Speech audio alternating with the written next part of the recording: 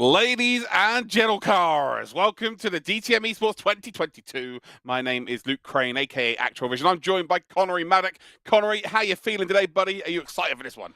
Yeah, absolutely. I mean, I can't help but be excited when it comes to DTM Esports. These races do tend to deliver, and hopefully we'll get to see it again here at the Lausitzring this time around. Another circuit in Germany. After all, it is a German series, so that's not entirely surprising. But certainly one that is unique in many ways.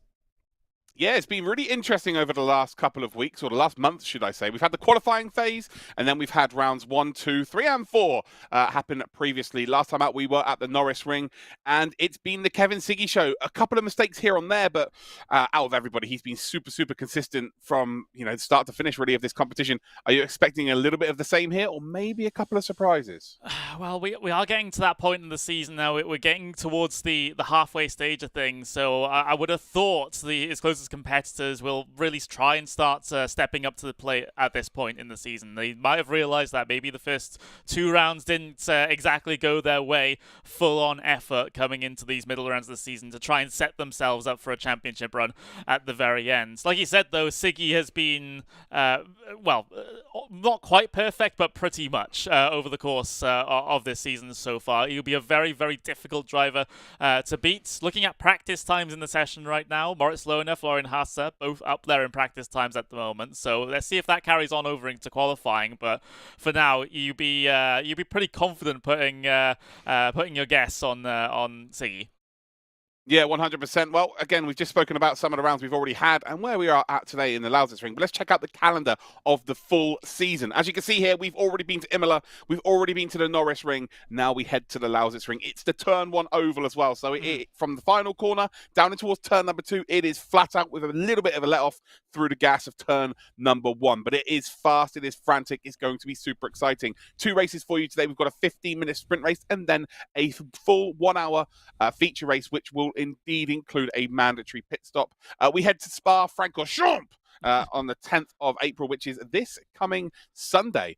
We've then got Red Bull Ring on the 21st of April, and then we head to Portimao for round 6 on the 28th of April. Let's check out today's format then as well, so you guys know exactly what to be expecting for the rest of the today. Free practice has already begun. Stream start. We know the stream started. You can hear us. If you don't know that, then, well, my bad. Qualifying is 10 minutes long for the first race, and then we do have that sprint race, which is 15 minutes. It will be a rolling start. No mandatory pit stop to deal with in that race. It is just about getting to the checkered flag as fast as you possibly can. And then we've got qualifying 2, which is 10 minutes long as well, and then an endurance race, which is 60 minutes in itself as well. But the pit window will open after 15 minutes, and the pit window will close with 15 minutes to go. So every driver has to come in and change their tyres at a minimum. So yeah, super, super exciting. We were just speaking about it being the Kevin Siggy show, but let's check out the standings of said championship then. And well, it is Kevin Siggy, right? But there are 2 prizes effectively on offer here. You want to become the DTM Esports Champion 2022. Of course, Moritz Lohner being the current champion. But not only is there that prize, the top 5 will go to a sighting event this year on the DTM calendar, and they will be judged and who will be the best candidate to win the prize, which is a fully paid season in the DTM Trophy 2023. That excites me. For one reason, I commentate on the series, so I'm going to get to commentate on one of these drivers in real life next year, which is absolutely exceptional. But yeah, as much as Kevin Siggy has been very much the driver to beat, Ottaviani and Fiducci getting amongst the business, getting their business done very quietly, really, and they currently find themselves in P2 and P3. 3 huge esports teams named there of Team Redline, RAG Esports, and Team Fordzilla. We've then got another RAG driver of Christopher Hugveld, who's currently in P4. Actually a race winner last time out as well because of a mistake from Kevin Siggy. Moritz Lohner then had a terrible week last week and needs to bounce back here at the Lausitzring. Has the added extra of actually driving around this circuit for real. So hopefully that will help him and put him in good stead here. But he's only got a 7-point buffer from his 2 teammates. So Florian Hasse currently on 83 points for Der Esports. And then we've got Leonard Krippner, who's on 65, a little bit further back. And those 2 drivers specifically really do need to get a bit of a jump in performance and need to get a big result today to start putting that pressure on that top 5. Otherwise, it could very quickly become the top 5 after today. If for instance, the current top 5, if they just stick around in those positions and they get really good results, it could almost become very difficult for anyone to overturn that deficit. So how important is today? Midway point, Connery? you have to get something done here if you're not really quite in that top 5. Yeah, this will be make it or break it with regards to any challenges for Siggy coming into the back end of the season, because you just simply can't let a driver of his caliber get away at the front of the field by over 50 points. At this stage, and if that extends coming into the next round of the season, I think for most of the drivers, you could pretty much say goodbye to the championship, because unless there's a huge issue with Siggy, he has a pretty terrible weekend, finishes outside the points for both the races, you're not really going to get yourself in a position where you're going to be able to go for that championship. And of course, like you said, you need to finish in the top couple positions to even get that chance of then having the chance of qualifying into the and getting the real life drive. However, winning the championship, that's got to be a huge boost to your chances of actually getting that prize in the end, right? Yeah, 100. You'd like to think so, right? Yeah. Surely that's that's the first thing you got to do to even give yourself an opportunity. Well, talking to superstars, Kevin Siggy is an absolute superstar of this championship. If you head to the DTM website right now, there is an in-depth interview with Siggy as well. And yeah, it is a very, very cool read. The guy knows what he's doing when it comes to sim racing, and actually has driven a real car as well in racing terms. Anyway, talking of more sim racing superstars, we've got a track guide here from Marcel Kiefer, a Red Bull Racing Esports driver. He actually did commentate the MediaMarkt wildcard event earlier on this season for the DTM Esports, but now he's back to where he really should belong, because he's not going to be commentating anymore. Don't take my job. Behind the wheel, and he's going around the Lausitzring for us.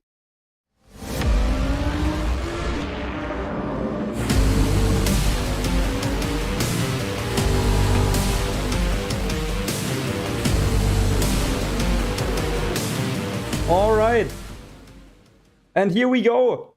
Coming out of the final corner, opening the steering wheel flat out. My name is Marcel Kiefer. Welcome to a hot lap and track guide around the Lausitzring, where the competitors will fight tonight in the DTM Esports competition for the victory. And approaching turn 1, lifting a bit, keeping it in 6th gear, and flat out again. Getting close to the wall on the exit, don't touch it, but use all the track. And now we're looking into the best overtaking opportunity. The first braking zone, braking at the 150 meter board. Heavy braking, down to 3rd gear. Getting close to the curb. Now for the right-hander, 2nd gear.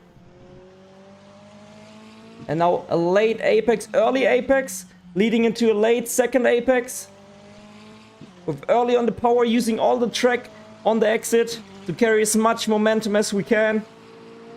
For the next corner, we are looking at the 50 meter board, sending it in, letting the car roll a bit, aiming for another late apex.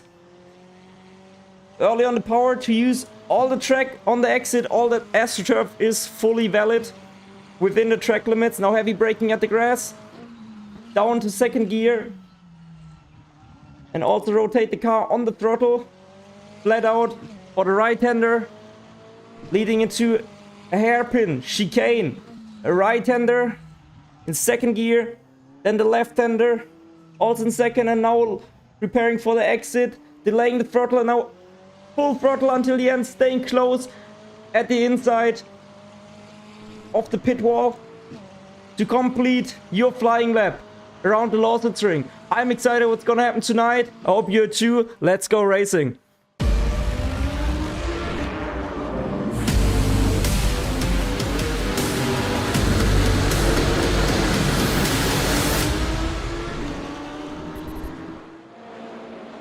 Marcel, what a guy.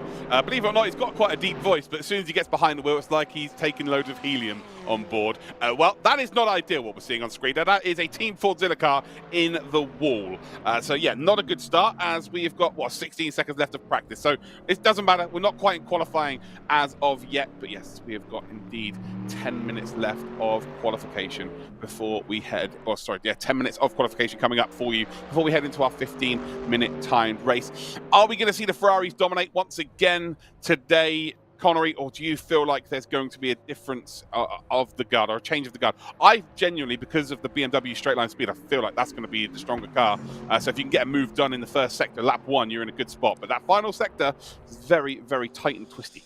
Yeah, it's Lausitzring is really a circuit of 2 halves in a way. Well, not exactly 2 halves in terms of the actual layout, but of course the you want that straight line speed for the multitude of medium-length straights that we have. But then again, we have some quite slow complexes where the mechanical grip of the Ferrari is going to be a little bit more beneficial. But we've got the start of qualifying here as those cars swarm their way out of pit lane and do their whole sort of no after you, no after you, no after you situation to try and find themselves a bit of space to get their laps in.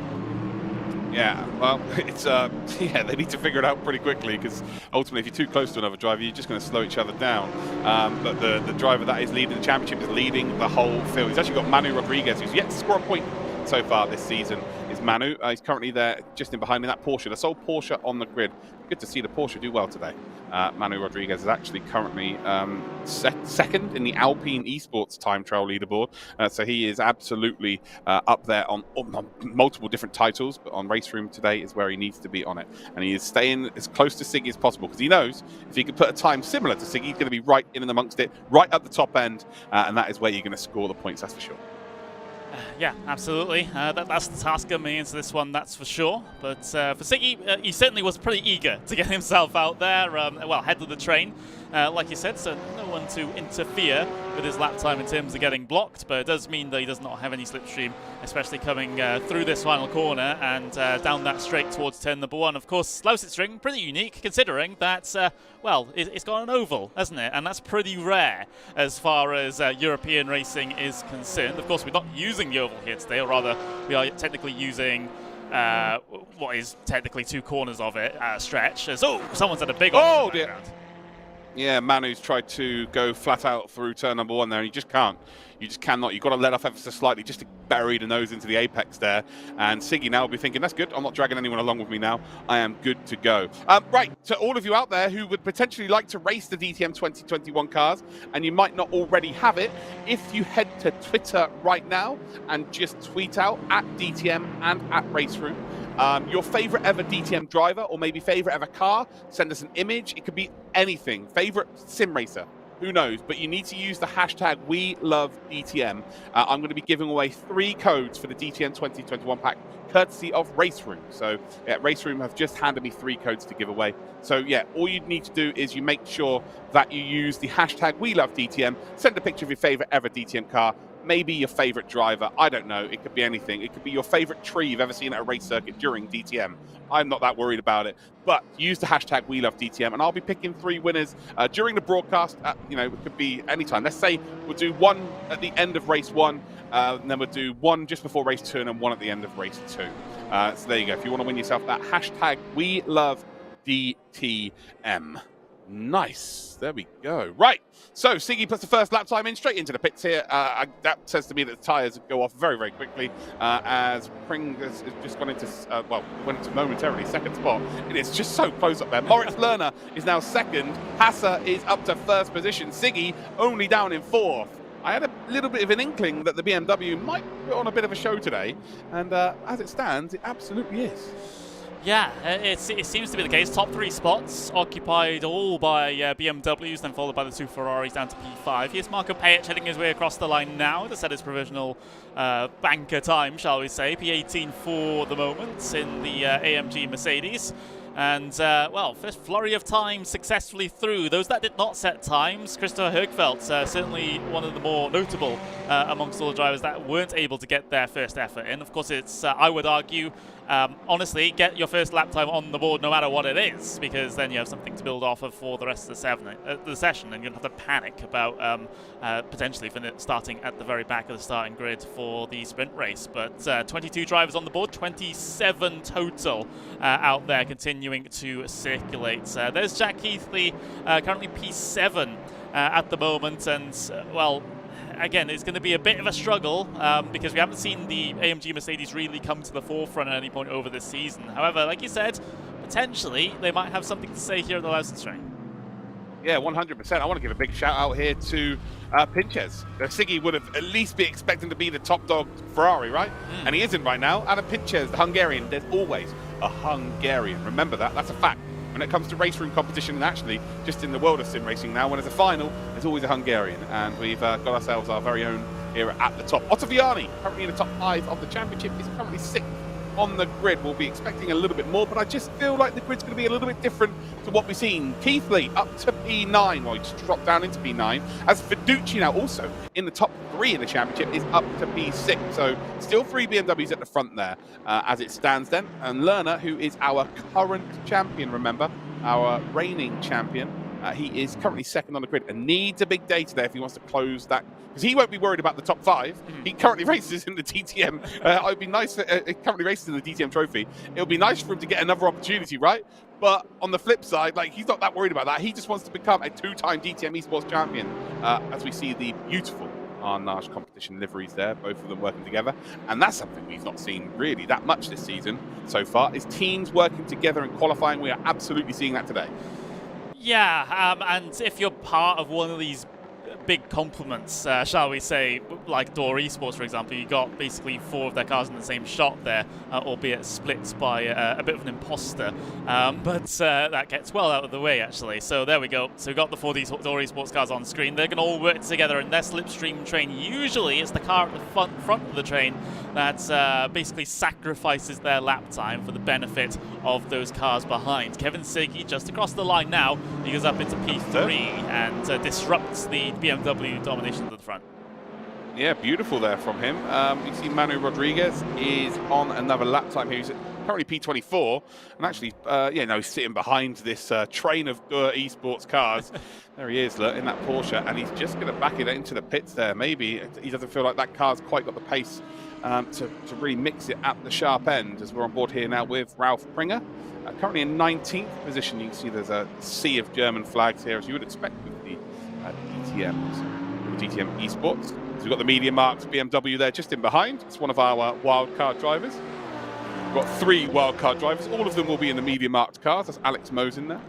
Moritz Lerner, who is in 2nd position in this train of cars. Who's at the front end here of this cars? Florian Hasser. So he's already got that banker time in. And I'm wondering if perhaps here it was used, like it was Hasser that used Lerner the first time round, and now they're sort of flipping it. He's already got his maximum time in. But as it stands, they are doing the perfect team job here. Yeah, it's been pretty well put together for Dura Esports here. You can see Leonard Krippner, he's 39 in that train. He went fastest through Sector 1, not a very good Sector 2 at all, 4/10 of a second off the pace. So that was a little bit of an awkward one for Krippner there. And we've also got, who's that there? Michael Rachel. I was wondering who the 4th Dura Esports car was.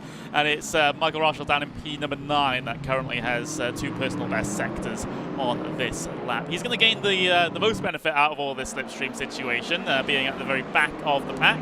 Maybe a little bit of a reshuffle to try and reorganize themselves for the very end of the session here. So Rachel heading his way across the line. Let's see how high he can climb up the starting order. He's still P9, so again, not an ideal lap for him. But just having a look, see where, let's see where Siggy is.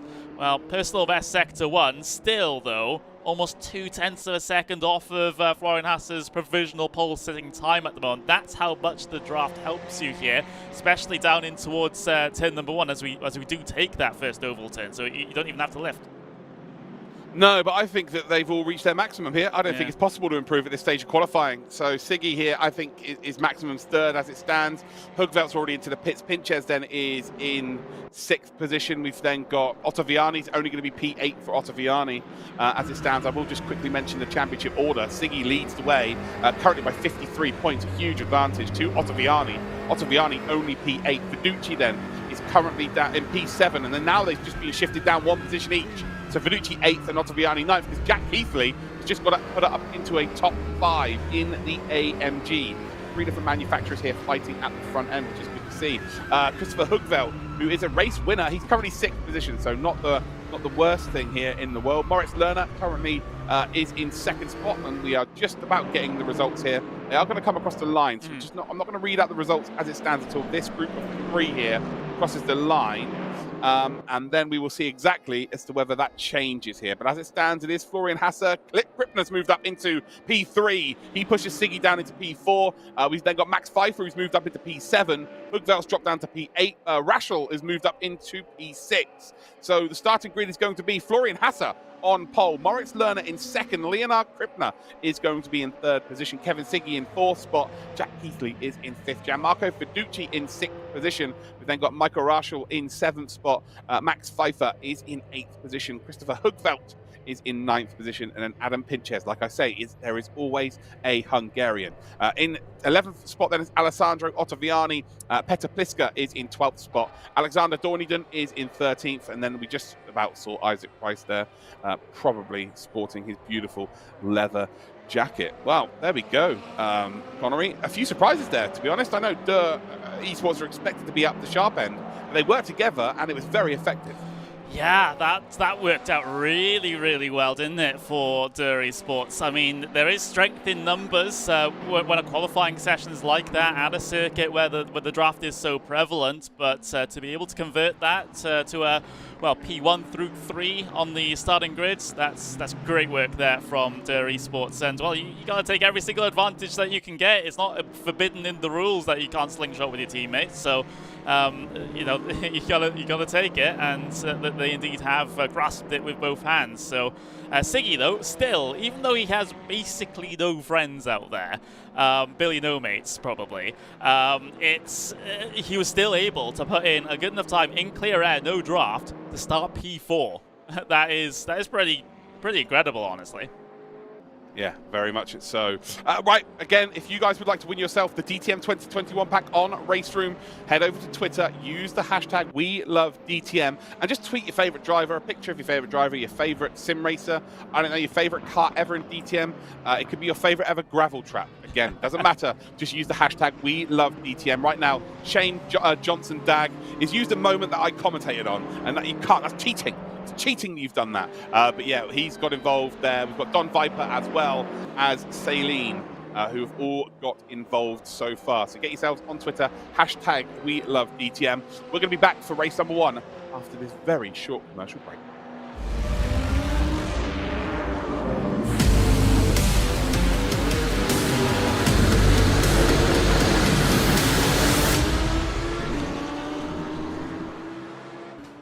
It is a sprint race. It is round 3 of the DTM Esports 2022. Kevin Siggy in that red car on the right side does take us away here. And it's a great start for the Ferrari driver. He's got to defend that inside line, though, and just make sure he's in the lead going up towards the first chicane. 2 R8G cars then trying to go around the outside of the Fordzilla. There's an Arnage car. That's Pinches, isn't it? The number 97 trying to make a move, trying to pinch a move up the inside. Car may have a little bit, but on a RaceRoom, it's not the strongest of things. Fiducci then has that inside line, which means he should hold on to the position. Runs out a little bit too far wide ahead of you. Oh, so, Siggy! Siggy's binned it. That's got to be on his own here. He was 3 seconds in the lead, and he has made a huge mistake here then. So the lead now goes to Hugvelt. His chances with 5 minutes remaining of this race to go out there and win it, as he makes a lunge up the inside then of Pinches.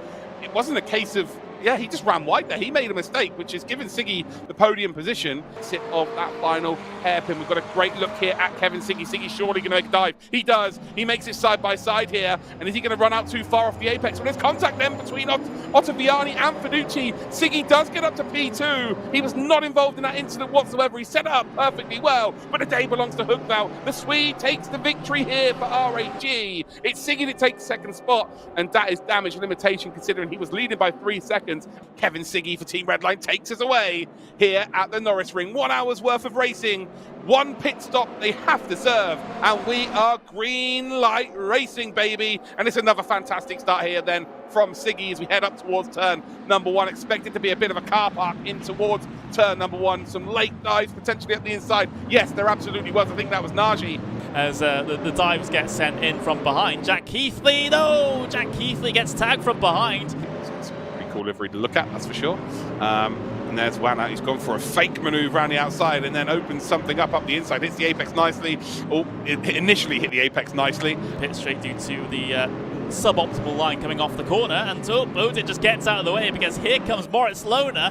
Is this 3 positions in 1 corner? Well, he's almost got 2, but that was a massive lunge. 50-50, they'll come down in pretty soon. but we are expecting to see a lot. Oh no! What's happened? A little bit of a tangle there. We see some frantic action. Look at this. Crazy stuff going down here. Marshall's going to miss the apex, run wide. And I tell you what, Hookveld saying thank you very much. And now he causes the contact there with Yarshall. Which is the category in use here in the GTM. In the DTM, not the GTM, what I'm talking about. Oh, Marshall's gone around. Oh, all on his own. For the R8G driver of Ottaviani's, he's trying to find the inside line. It's Finucci. He has found that inside line. Can he hit the apex? He can't. That is, wow.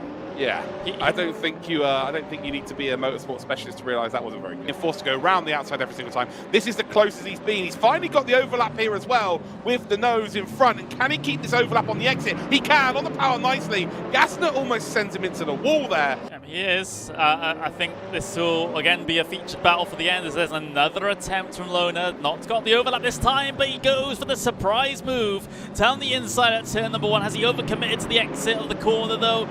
Someone who doesn't care about that is Kevin Siggy. The Team Redline driver crosses the line, takes his second win of the season, and undoubtedly will be the leader of the championship heading into races 5 and 6.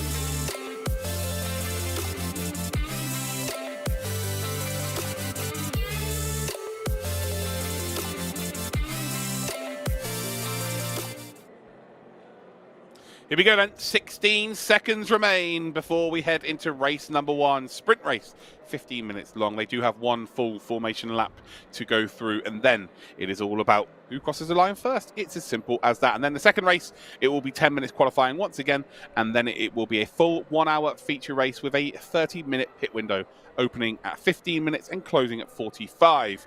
Right, here we go, Connery. Time for your predictions then. I know I always throw you under the bus here, but you know, I'm going to predict it's going to be one of the Team Esports drivers that wins this race. But yeah, I'm going to leave it to you to give our official prediction. That is the easiest prediction to make that we'll probably ever make, because 100%. That's the Esports wall is going to be so hard to break down for anyone, even Siggy. You know, even someone as skilled as Siggy. That's and the BMW is 17 times the size of the other cars. Yeah, exactly, and it having all the grunt in the world in the straight line as well. So it's going to be tough. Not impossible. Nothing's really impossible by any means, apart from me driving in the real world on a racetrack.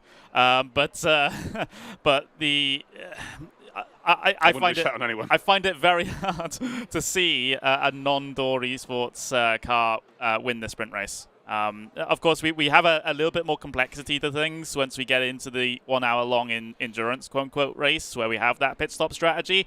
But as far as the sprint race goes, yeah, I mean, something catastrophic needs to happen at the very front for a Door Esports car to win this one. Well, I just want to make sure, I just want to see Moritz Lerner get around both races without crashing into anything, because I think I might be getting in a car with him at the Lausitzring, so in real life. So I just want to know that he can go around this circuit without, you know, hitting anything. So we'll see how it goes down. You can see he's on the left-hand side of your screen. He's got the number 1 on his car because he is the DTM Esports current champion. Siggy, championship leader, is in that red and black Ferrari. He is obviously the Team Redline driver here. Then you've got him behind him, a Williams Esports driver of Jack Keithley. Keithley is the vice champion. He came second last time out in the DTM Esports, so expect to see him in amongst it. It's the first time, in all fairness, he's qualified pretty well here. So yeah, expect a really good result from him. And then you've got the first of our Team Boardzilla cars. We've got a couple of R8G cars there. We see some of the pink of Arnage as well. So yeah, we have absolutely got, well, we can also see tailored rig esports as well. There's lots of esports teams here represented, but you can see that wall of esports. That BMW is huge. There's 3 of them. Good luck, Siggy. But if anyone could do it, it's Kevin Siggy, right? I mean, yeah, at least as far as this, the roster looks like, as far as this race goes with the entries that we have. I mean, if we can pluck other names from other parts of sim racing, potentially, but yeah, Siggy in this one would be your go-to if you're going to pick anyone else other than the esports car to win this race. I mean, Jack Keithley could be a bit of a dark horse there in P5 in the Mercedes. We haven't seen how the Mercedes is in RaceRoom here. I mean, we haven't seen any of the manufacturers in the RaceRoom here today, but this is one of the first times in this series that the Mercedes has been somewhat competitive. So it'll be interesting to see what Keithley's able to do from that 5th place, but whether or not he'll be able to disrupt anything at the front still remains to be seen. Well, luckily, we're about to see it. Shout out to Leon. Leon has just tweeted saying, after seeing the BMW M4 GT3 at the Hockenheimring yesterday with the DTM testing, we've also got Twan Vollebrecht, who has tweeted an unbelievable Audi RS5. That car is beautiful. I think it's from around about 2010 to 2012.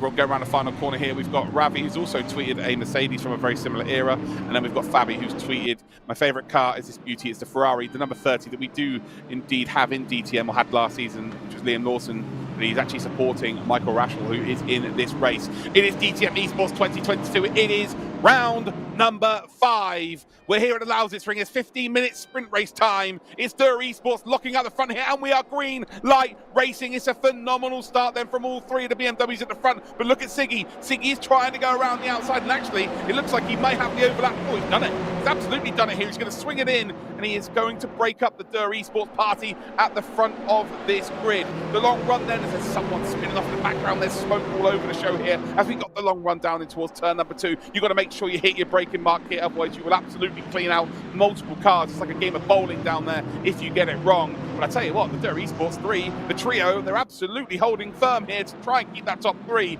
But Kevin Siggy there just eking a potential move there. Not quite going to work out for the BMW, although the BMW still have that overlap on the inside. Leonard Krippner still not quite able to keep hold of this P3, and I think you'll find here will be a sweep across the bonnet there. It is a sweep across the bonnet. Kevin Siggy gains 1 position at the start of this race. Fiducci up to P5, by the way, already overturned the deficit what Keithley had. Raschel's dropped down to P7, Hugveld in P8, Pinches Ottaviani is now P10. There's moves being made left, right and centre in the background here, but ultimately Hassa and indeed Lerner, they've got away beautifully well here. Very clean start from the front guys. There's not so clean in the background. It's absolute carnage here, Connery. Oh, they're all leaning on each other. Max Pfeiffer pretty much in the middle of all of that going on back there. I'm not entirely sure how everyone's kept pointing in the right direction. Of course, we did have some drivers that failed to do that in the opening few corners of this race. Attila Digne towards the back of the order. We also have Leon Rudinger already a DNF in this event, but you can see this battle now for P14 between Max Pfeiffer and Luciano Wittvoet as they swap positions. So Pfeiffer, Wittvoet in that order for P14. Let's have a look back towards the front though, because you know this big slipstreaming zone all the way from the exit of the final corner basically in towards turn number 2. You're on the throttle for a very, very long time, coming down through the straight, and of course turn number 1 as well. Look at this titanic fight behind Jack Keithley. Yeah, Hugveld just sweeps across there, Raschel by the looks of things, and gets P7. That AMG struggles in a straight line. Very clear to see there. The gap between Keithley and Fiducci now being what, nearly 1.5 seconds. Huge difference in speed in a straight line, but the AMG is just going to carve through the corners relatively nicely here. So Keithley needs to close up here. Big mistake though, as Hugveld just gets the front right onto the grass, and the front just completely steps out there. Massive tank slapper, which is normally sent from the rear, but that was from the front this time round. And now he's under pressure here from his teammate just in behind him. So number 88 there, you can see Ottaviani, no love lost there, that's for sure. That's a dive up the inside. And wow, you can see the Hugveld, even though he's a race winner, he's absolutely getting out the way here and letting his teammate go through. Wow, that is a very interesting, we're seeing Der Esports absolutely work together perfectly as a team. And then we're seeing RAG here, well, they're just fighting.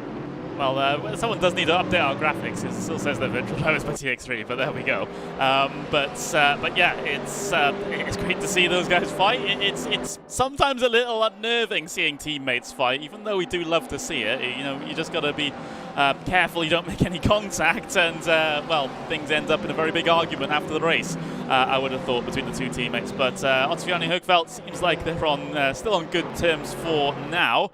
But we'll have to see what the slipstream's like for Hugveld coming down in towards turn number 2 this time around. It is your big passing opportunity here at this circuit. They're fighting behind instead though. Pinches trying to fend off Dornaden and Isaac Price. It's a big ask for these Ferraris to keep those BMWs behind coming towards the end of these straights. Yeah, 100%. We just seeing a comment here in the YouTube chat, Jordan Weeks saying it must be a hell of a prize for Siggy to be racing in this. Well, if the top 5 will go to a sighting event this year for DTM or during the DTM season, and one of those drivers will be judged or picked from that 5, and they get a full paid season in the DTM Trophy 2023. Yes, it's a pretty big prize to get Kevin Siggy racing, I must agree. Beautiful stuff. Maybe we'll see him in a car. Who knows? Hassa still leading the race here. Lona is in second position. And again, with the championship standings here, Lona is currently 7 points clear of Hassa, and Hassa is just outside that top 5. So right now, I don't think there would even be team orders, Connery. You know, as much as like the team would be like, we want to give Lerner the second, you know, he's leading in terms of their teammates. Like Hassa needs to get into the top 5, so there won't be team orders here, I wouldn't imagine.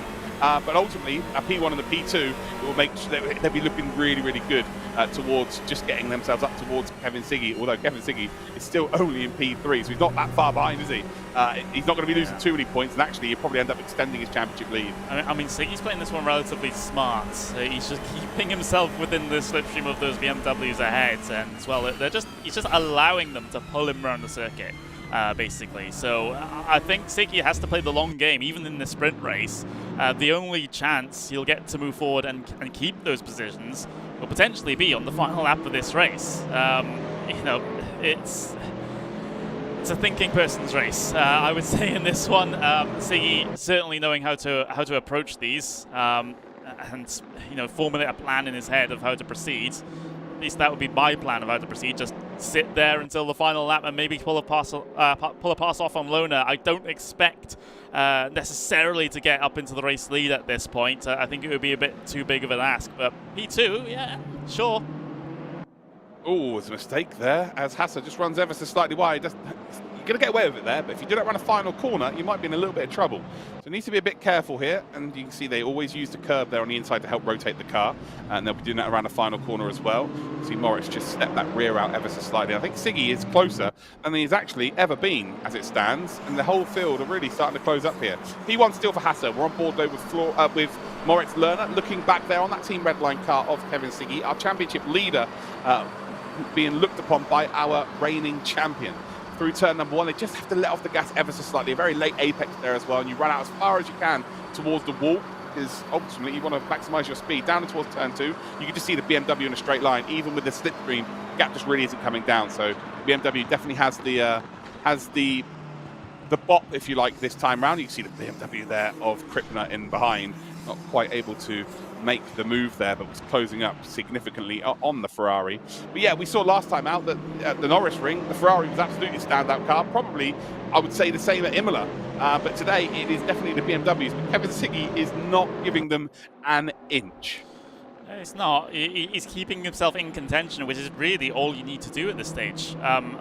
You know, and in fact, I think possibly getting himself involved in a fight right now would actually be detrimental to his race, because it would well, one, there's a chance that ends in an instant, and two, it's slowing both him and whoever he's trying to fight with down. So then there's less chance of positions for the taking a little bit later on. So again, Siggy's playing it smart at the moment. Of course, you know, all of this is under the backdrop of the pressure being applied by Krippner, although Krippner on this lap seems to have fallen off the tail a little bit here.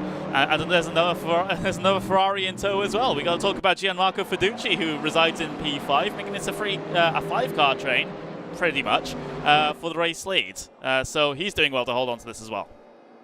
Yeah, 100%, and he doesn't really need to do anything silly here. He's already in the top 3 in the championship. A top 5 right now would be great for him. Although, to be fair, it's not great that Hassa's leading, in all fairness, because Hassa is behind him in the championship, so that could be having an adverse effect on his championship, but he'll be happy with a top 5. As we head down towards turn 2, and Lona is not close enough to make a move here. Siggy thinks about it, and then decides to indeed just sit behind here once again. We've got Ben Spanky watching once again as well. He's just said that at some point the move will be made by Lona. Yeah, I agree, absolutely agree with you there. I don't think there's going to be any team orders in this, just because they can't really afford to if they want to win the championship. It's an individual championship. Ultimately, you want to help each other out. Yeah, I fully agree with you on that one, that there will be a battle at some point.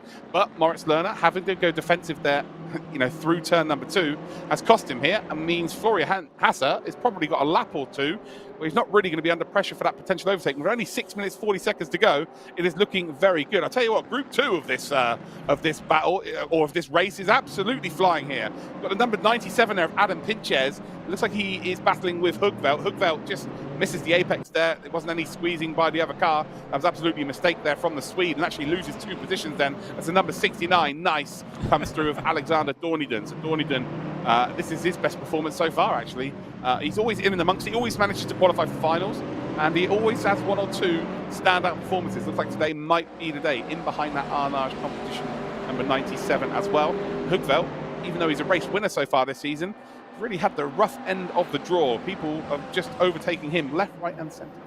Yeah, it does, and well, Dorniden going for the move down the inside of the 97 of Pinches. That's coming up through turn number 1. It sort of stacks up Hugveld behind. Hugveld gets himself involved in an incident because of that. He had to try and slam on the anchors not to run into the back of the car ahead, perhaps forced down into the grass as well. That is a very, very sketchy portion of the circuit to have a problem as well. You're going at such a high speed through turn number 1. Yes, we are in a simulated environment here, but either still, it is so scary when you see a car problem there. And well, speaking of problems, Luciano Wittvoet has had a spin through the fish again. Very rare to see a Balash Esports car having issues, but here we are, and now battling with the MediaMarkt Ferrari as well. But yeah, Wittvoet struggling down there in P25 now, losing positions. Manu Rodriguez, the sole Porsche, making a move here as well. Alex Mosin is currently in that number 8 Ferrari. Manu Rodriguez trying to find a gap up the inside there and almost forced the opportunity, then grabs too much curb, cannot get any traction, and Mosin is just going to sweep around the outside in that MediaMarkt car. Again, if you see the red cars with MediaMarkt on the side, that means they qualified via our wildcard event earlier on this year, and they have been fully sponsored for the season by MediaMarkt. But yeah, fantastic initiative from them. A little bit further up, we've got Alex Mosin, we've got Vanna, we have got who is Markovic as well, Macedonian, not Macedonian, sorry, the Montenegrese driver. He's currently in P20. Then a little bit further up here in P19, we've got the Audi that people are mentioning. Why is there only one Audi on the grid? Why is there only one Audi? Well, probably because it's not the fastest. Ralph Pringer then currently in P19. And we've got Nagy in 18th position. Vermeulen is in 17th. Ayich is in 16th. We've then got Pliska, Hugveld, Bodin, who is our lead wildcard, I think. He's our lead wildcard, currently in 14th position. And he's just been overtaken here by Hugveld. Then we've got Pfeiffer, shall I say, in P12. Not any relation to Michelle Pfeiffer. I love Michelle Pfeiffer, huge fan. Then got Pringer in P11, I believe. Price. Then it's Dorniden. Yes. Then it's Pinches, Rachel. Then we've got Ottaviani, Keithley in that top 6 again. He's a bit of a cork in the bottle as it stands. Is old Keithley in that Williams Esports car, and I think this might be the maximum for what that car can achieve, to be completely honest. Fiducci. Then we've got Krippner. We've then got Siggy, and then we've got Lerner and Hasser. Let's go and check out the lead battle then, as there's another mistake here by Hasser. 3 minutes, 30 seconds to go here, and it's go time, isn't it? If you're going to make the move for the lead, it's now or never. It is, but both of these drivers will have in their minds Siggy is right behind them. So if they mess up, it might be 2 free spots for Kevin Siggy, which is the last thing both Hasser and Lerner need with regards to the championship. So for Lerner, if he does want to make this pass happen, and that's what you think, and of course what Ben Sabanki thinks in the chat as well, he's going to go to the outside, potentially for turn number 1. Not the usual overtaking point, a big attempt around there. Wasn't able to carry enough momentum through though. He do get the better speed off the corner thanks to the wider line and coming off the top of the banking a little bit. So Lerner's going to have another little look here around the outside this time in towards the chicane. The two teams are fighting.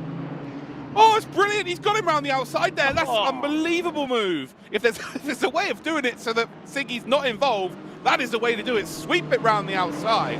And I'm not sure Hasser expected that kind of move at all. And ultimately, it's brought Siggy into play a little bit more, but it's also brought Krippner into play here as well. So ultimately, if they can maybe... I know it's tough because they're battling for P1 and P2. Could you potentially slow Siggy down enough here to give Krippner an opportunity at a podium? Have a 1-2-3 for Der Esports. I don't know, it's maybe wishful thinking from me that we're going to see any battling for that. I think the front 2 would be silly to do so. But actually, Krippner is under a lot of pressure here from Fiducci. So Gianmarco Fiducci, Team Fordzilla, trying to get a little bit of an overlap here. The overlap seems to be on the outside each and every corner, and it's just not quite working out, although Krippner's been forced to go very defensive. Can the Ferrari just sneak something round the final corner. Again, you've just got to tuck underneath that rear wing of the BMW. It's almost impossible to slipstream them, and then you've just got to try and outbrake them into turn number 2. Brilliant stuff, though, from Moritz Lerner. He is a DTM Esports champion for a reason, and he absolutely deserves to be in the lead of this race now. It was a sensational move. Yeah, that was fantastic. Yeah, it caught me completely off guard as well. I would have thought you just left it until the end of the race, as we see Fiducci try to stick his nose in where it perhaps doesn't belong on the way through turn number 1. Let's ride on board with him as he tries to maintain the slipstream now into turn 2, the next heavy braking zone, and perhaps the heaviest braking zone at this circuit. Not close enough to be able to make a move there, but I would have thought the drivers would be going for so many looks through that high-speed turn number 1, basically the first corner of the oval here as well. But it seems like I've been proven wrong. There's no grip on the inside. Basically, you need to. It's only really one line through turn number 1, and you need to be able to use the lack of grip on the real low side to drift the car up towards the wall. So yeah, anyone on your inside, and you struggle because instantly the car wants to step out and hit the car on the high side. And if the car on the high side isn't going to yield the position, you're both just going to end up in the wall there. So that's what's happened there. Ferrari just had to get out of it effectively. 28 seconds remain here of this race. I think this is the final lap, actually, to be honest. We've got, a couple of corners to go. 20 seconds. It's going to be close, but I think you'll find that Moritz Lerner has waited right to the death. He did this in week 1 at Imola in race number 1 of the season. He's done it now. Again, it's going to be close here. Actually, I think we might have one more. Kevin Siggy will be praying and hoping it's one more. 6 seconds remain. We're about to come across the line. Is it going to be the checker flag or is it another lap? It is going to be another lap. It is. It is literally 0. We had 0 last time. We've got 0 again. One more lap. One more lap. Here we go. Lerner still leads. Kevin Siggy, though, right up in behind Hasser. Hasser will want this P2 for sure. He's led most of this race. Does not want to give it up. That's for certain here. You've got Leonard Krippner, who's just not in the hunt for a podium here at all. He's just trying to keep Fiducci in behind. But this is good news for Siggy. I think the Ferrari, on a longer run, seems to be able to hang a little bit better than the BMWs. I think the BMWs are starting to struggle here because you can see we've got Siggy battling with the front 2 here in Lerner and Hasser, sorry. And then we've got Fiducci that's right up the tailpipe here of Krippner. Yeah. 3-car train at the very front of the field now, as Krippner has had to deal with the Italian of Fiducci behind him, giving him all sorts of issues. But yeah, the unexpected extra lap here at the Lausitzring for our sprint race of the DTM Esports round number 3. It is the 2 teammates of Florian Hasser and Moritz Lerner, the latter of which leading at the moment and gaining some much-needed points. But Siggy, is there any opportunity in these final few sectors here? You wouldn't have thought so, but this is a lot of pressure to be piling on the back of that number 67. 100%. It's just too high risk, low reward really. He's already 57 points clear in the championship. He's going to finish in P3, but it's all about Moritz Lerner then, the DTM trophy driver, the current DTM Esports champion, back to winning ways here at the Lausitzring for race 1 of 2 here. It's round 5 of the 2022 DTM Esports season. We see a battle here between our lead Florian Bodin, our lead MediaMarkt car there, the lead wildcard driver. Peter Piska then is going to finish down as Hugveld. Did he cross the? I think he just about crossed the line in P17 there before he absolutely munched it into the wall, as we see a couple of our other sponsored MediaMarkt cars as well, as Moritz Lerner absolutely deserves to do some donuts there. Here is your official race results then. Moritz Lerner, P1, Florian Hasser, Kevin Siggy are your podium. Krippner, Fiducci, Keithley, Ottaviani, Raschel, Pinches and Dorniden are your top 10. Moritz Lerner is going to be super happy with that. Isaac Price didn't really get much of a mention during that, but he finished in P11. We then got Pfeiffer in 12th position, Fisker, Odin, Pajic, Vermeulen. We've then got Hugveld, Pringer, Markovic, and Whitford.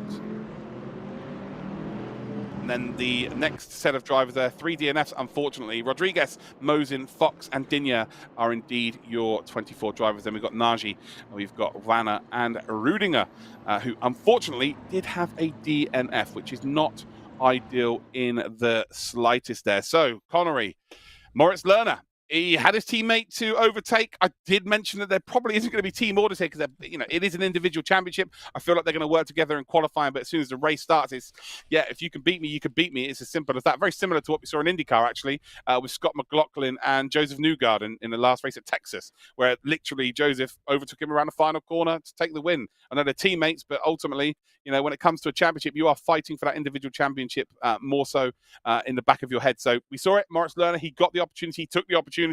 We expected nothing less. Is this his resurgence now? Is this his opportunity to springboard back up towards where Kevin Siggy resides at the top of the championship? Well, I don't think he has much other choice, to be honest. This kind of needs to be the situation where Lerner gets back into things. Same with Hasser as well. They're in the relatively same part of the scoreboard at the moment. Lerner P5, Hasser P6. Many points adrift of the top of the order. So if they want to get their seasons back on track, it better start here. That sprint race is a very good start indeed. However, once you get into this endurance race, might be a different set of results. I'm expecting the BMWs to be strong next time out in a couple of days. I was going to say in a couple of weeks, but no, a couple of days at Spa-Francorchamps, which is our next circuit as well. So it could be a tough couple of rounds for the Ferrari, and Dura Esports, with all their BMWs, need to try and capitalize on the decent tracks for them the most they can. I keep forgetting, well, that's actually this Sunday, isn't it? So, not a very long turnaround for us this time. We've got 2 races coming for you this Sunday as well. We're going to head to a very quick commercial break, but first, before that, courtesy of RaceRoom, again, thank you to RaceRoom, we have 3 DTM 2021 packs to give away for the in-game of RaceRoom. So if you'd like to win those, use the hashtag WeLoveDTM on Twitter. I'm going to be picking a winner after this commercial break. Send a picture of your favorite driver, your favorite sim racing driver, I don't know, your favorite car, or maybe your favorite cone you've ever seen at a racetrack for DTM. I don't know. But after this commercial break, I'm going to pick our first winner. We've got 3 across the day. But use the hashtag WeLoveDTM on Twitter. Auto Hero ist dein Online-Shop für Gebrauchtwagen. Wir verkaufen nur Autos aus unserem eigenen Bestand. Jedes ist von unseren Kfz-Experten general überholt und rundum aufbereitet. Und du erhältst 1 Jahr Garantie. So unbeschwert kann Autokauf sein. Finde jetzt dein Auto bei Auto Hero.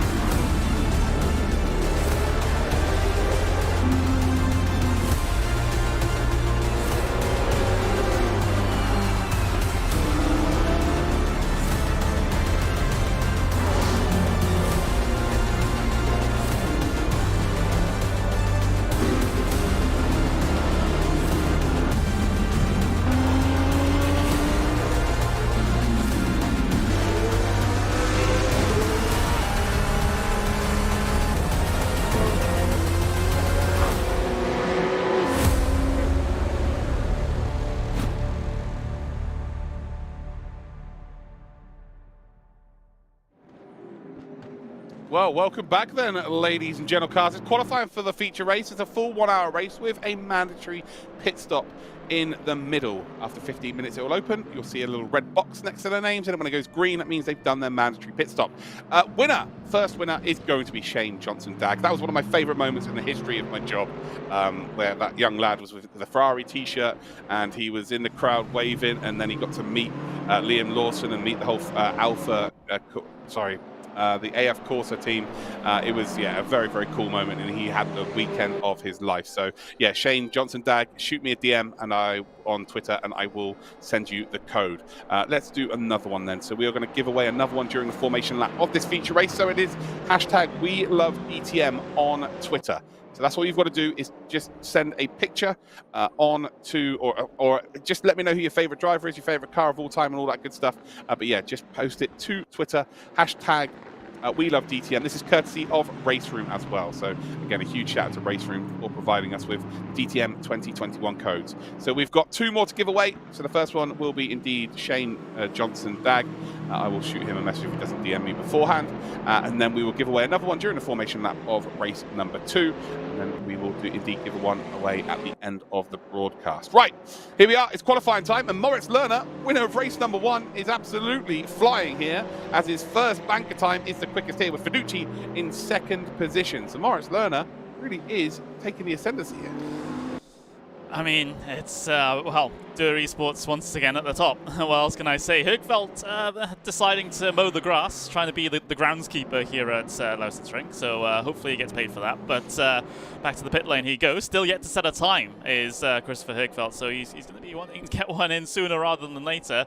Here's Kevin Siggy, still through Sector 1, still has not set a time just yet. He's had a bit of a struggle for the first few flying laps of this qualifying 2 session. And characteristically for Siggy, all on his own. No one else around him, no one helping him out in terms of slipstream.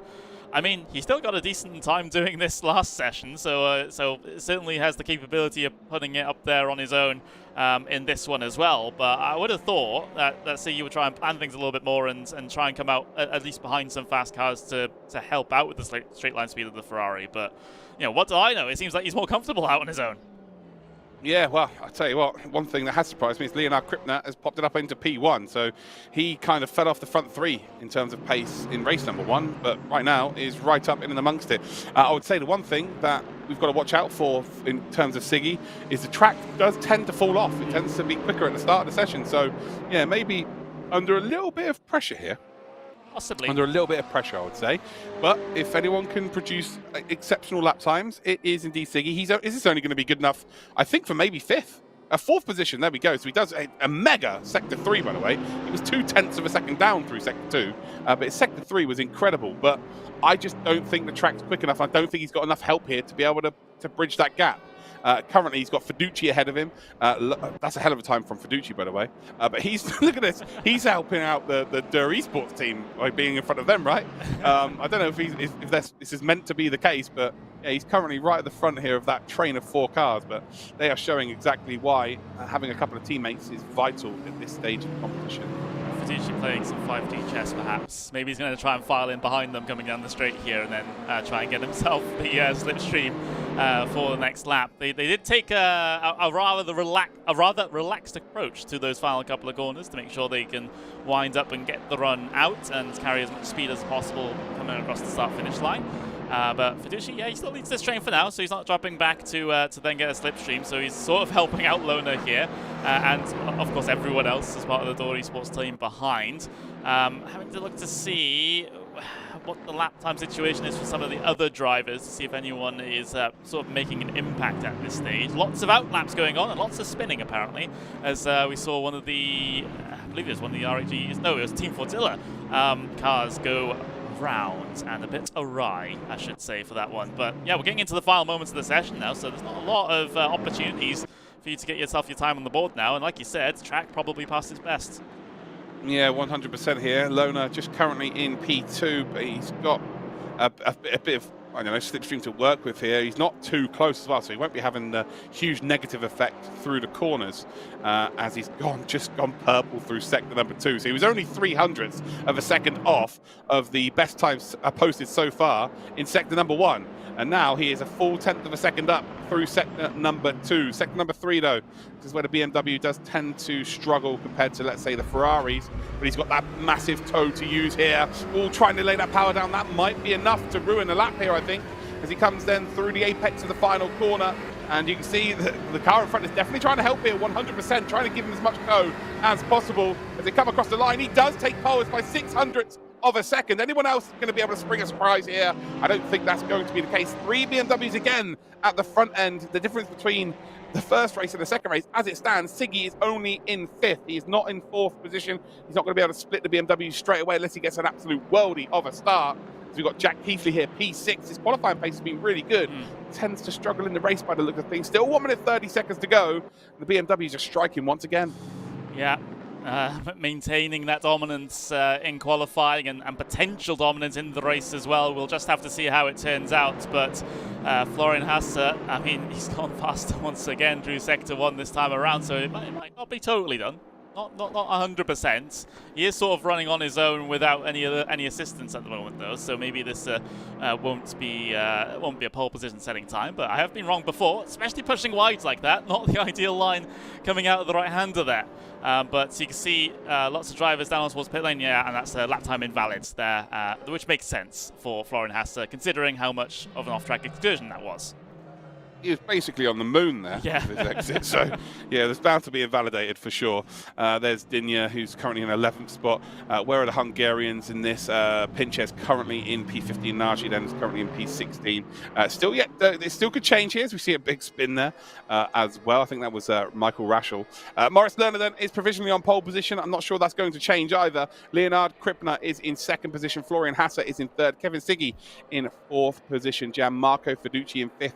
Then got Jack Keithley in 6th. Max Pfeiffer is in 7th position. We've then got Peter Pliska in 8th. We've then got Isaac Price, who is in 9th position. Needs a good shave, that lad. We've then got Michael Raschel in P10.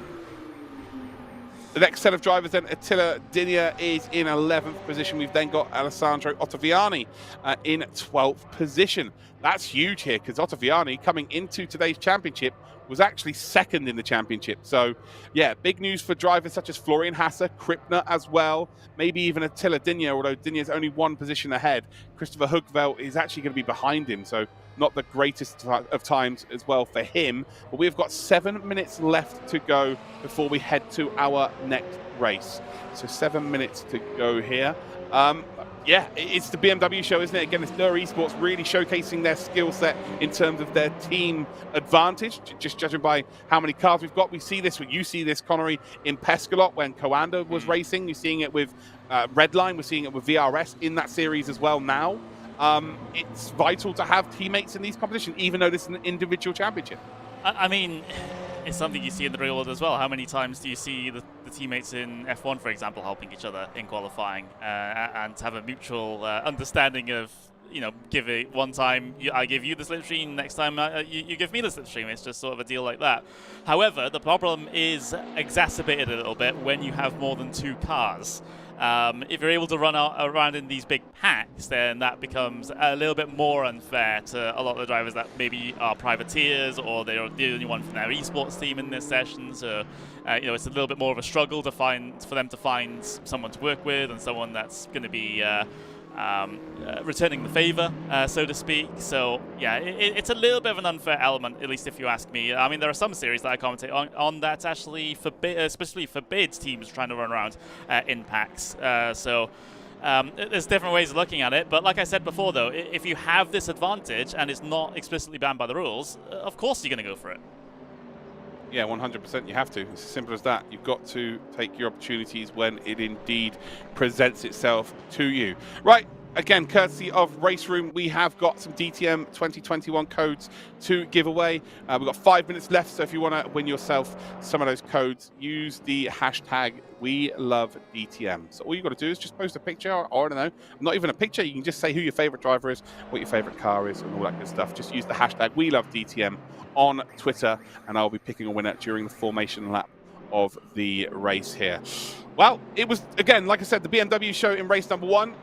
Although we did see the Ferraris start to pick up pace later on in the stint in terms of the 15-minute race. Are we going to see the Ferraris come strong here? Because this is a all 1 hour race, isn't it? You've got 2 effective stints of 30 minutes if you split it with the pit stop they have to serve in terms of the tyres. But does this now favour the Ferraris? I really don't think so.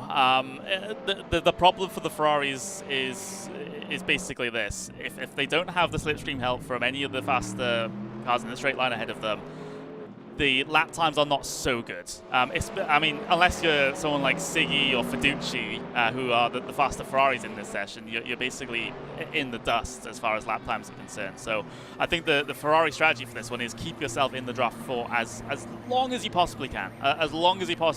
Especially if you're only just about hanging on to faster cars ahead, and try and pit with them. But then again, that may not be the winning strategy. They might try to pull off a little bit of an undercut, but the thing is, the more that you're left out there on your own on an undercut, even though you're on fresher tyres, might still not work out in your favour. So it's all, as with most things in motorsports, it's all about compromises. It's just a matter of which one's going to be the right one. Yeah, 100% agree with you on that one as well there. Let's talk about the championship picture then. I'm just going to quickly mention what it looked like coming into today. Actually, maybe you have a graphic to chuck up on screen here, Connor. Yeah, there we go, perfect. So this is what the championship looked like coming into today. Kevin Siggy, he's on 160 points. He was 53 points clear of Alessandro Ottaviani. So yeah, Siggy was looking really, really good here. Fiducci currently in P3, but we know that Gianmarco Fiducci's in 12th position on the grid here in first race number 2, so not the greatest of days. Christopher Hugveld, we saw him finish P17 in race number 1, which opens the door for Moritz Lerner and Florian Hasse because they finished P1 and P2 in race number 1. Leonard Krippner finished P4, so he's going to move up the order here as well. He's qualified well for race number 2 as well, so yeah, if you're Ottaviani's going to be good, but if you're Fiducci, you may be in a little bit of trouble here today. You've got a bit of a gap to work with in terms of Leonard Krippner. You're looking at the gap there, it's what, 41 points. So yeah, he's got something to work with, but you keep performing like this in qualifying, you're going to put yourself in a position where Leonard Krippner is just going to easily overturn that deficit. Attila Dinya, he's in P8. We've got Adam Pinches. They're just not really high enough in qualifying here, really to push the boundaries and potentially get themselves up the order. Axel Vermeulen as well. We haven't seen much from him today.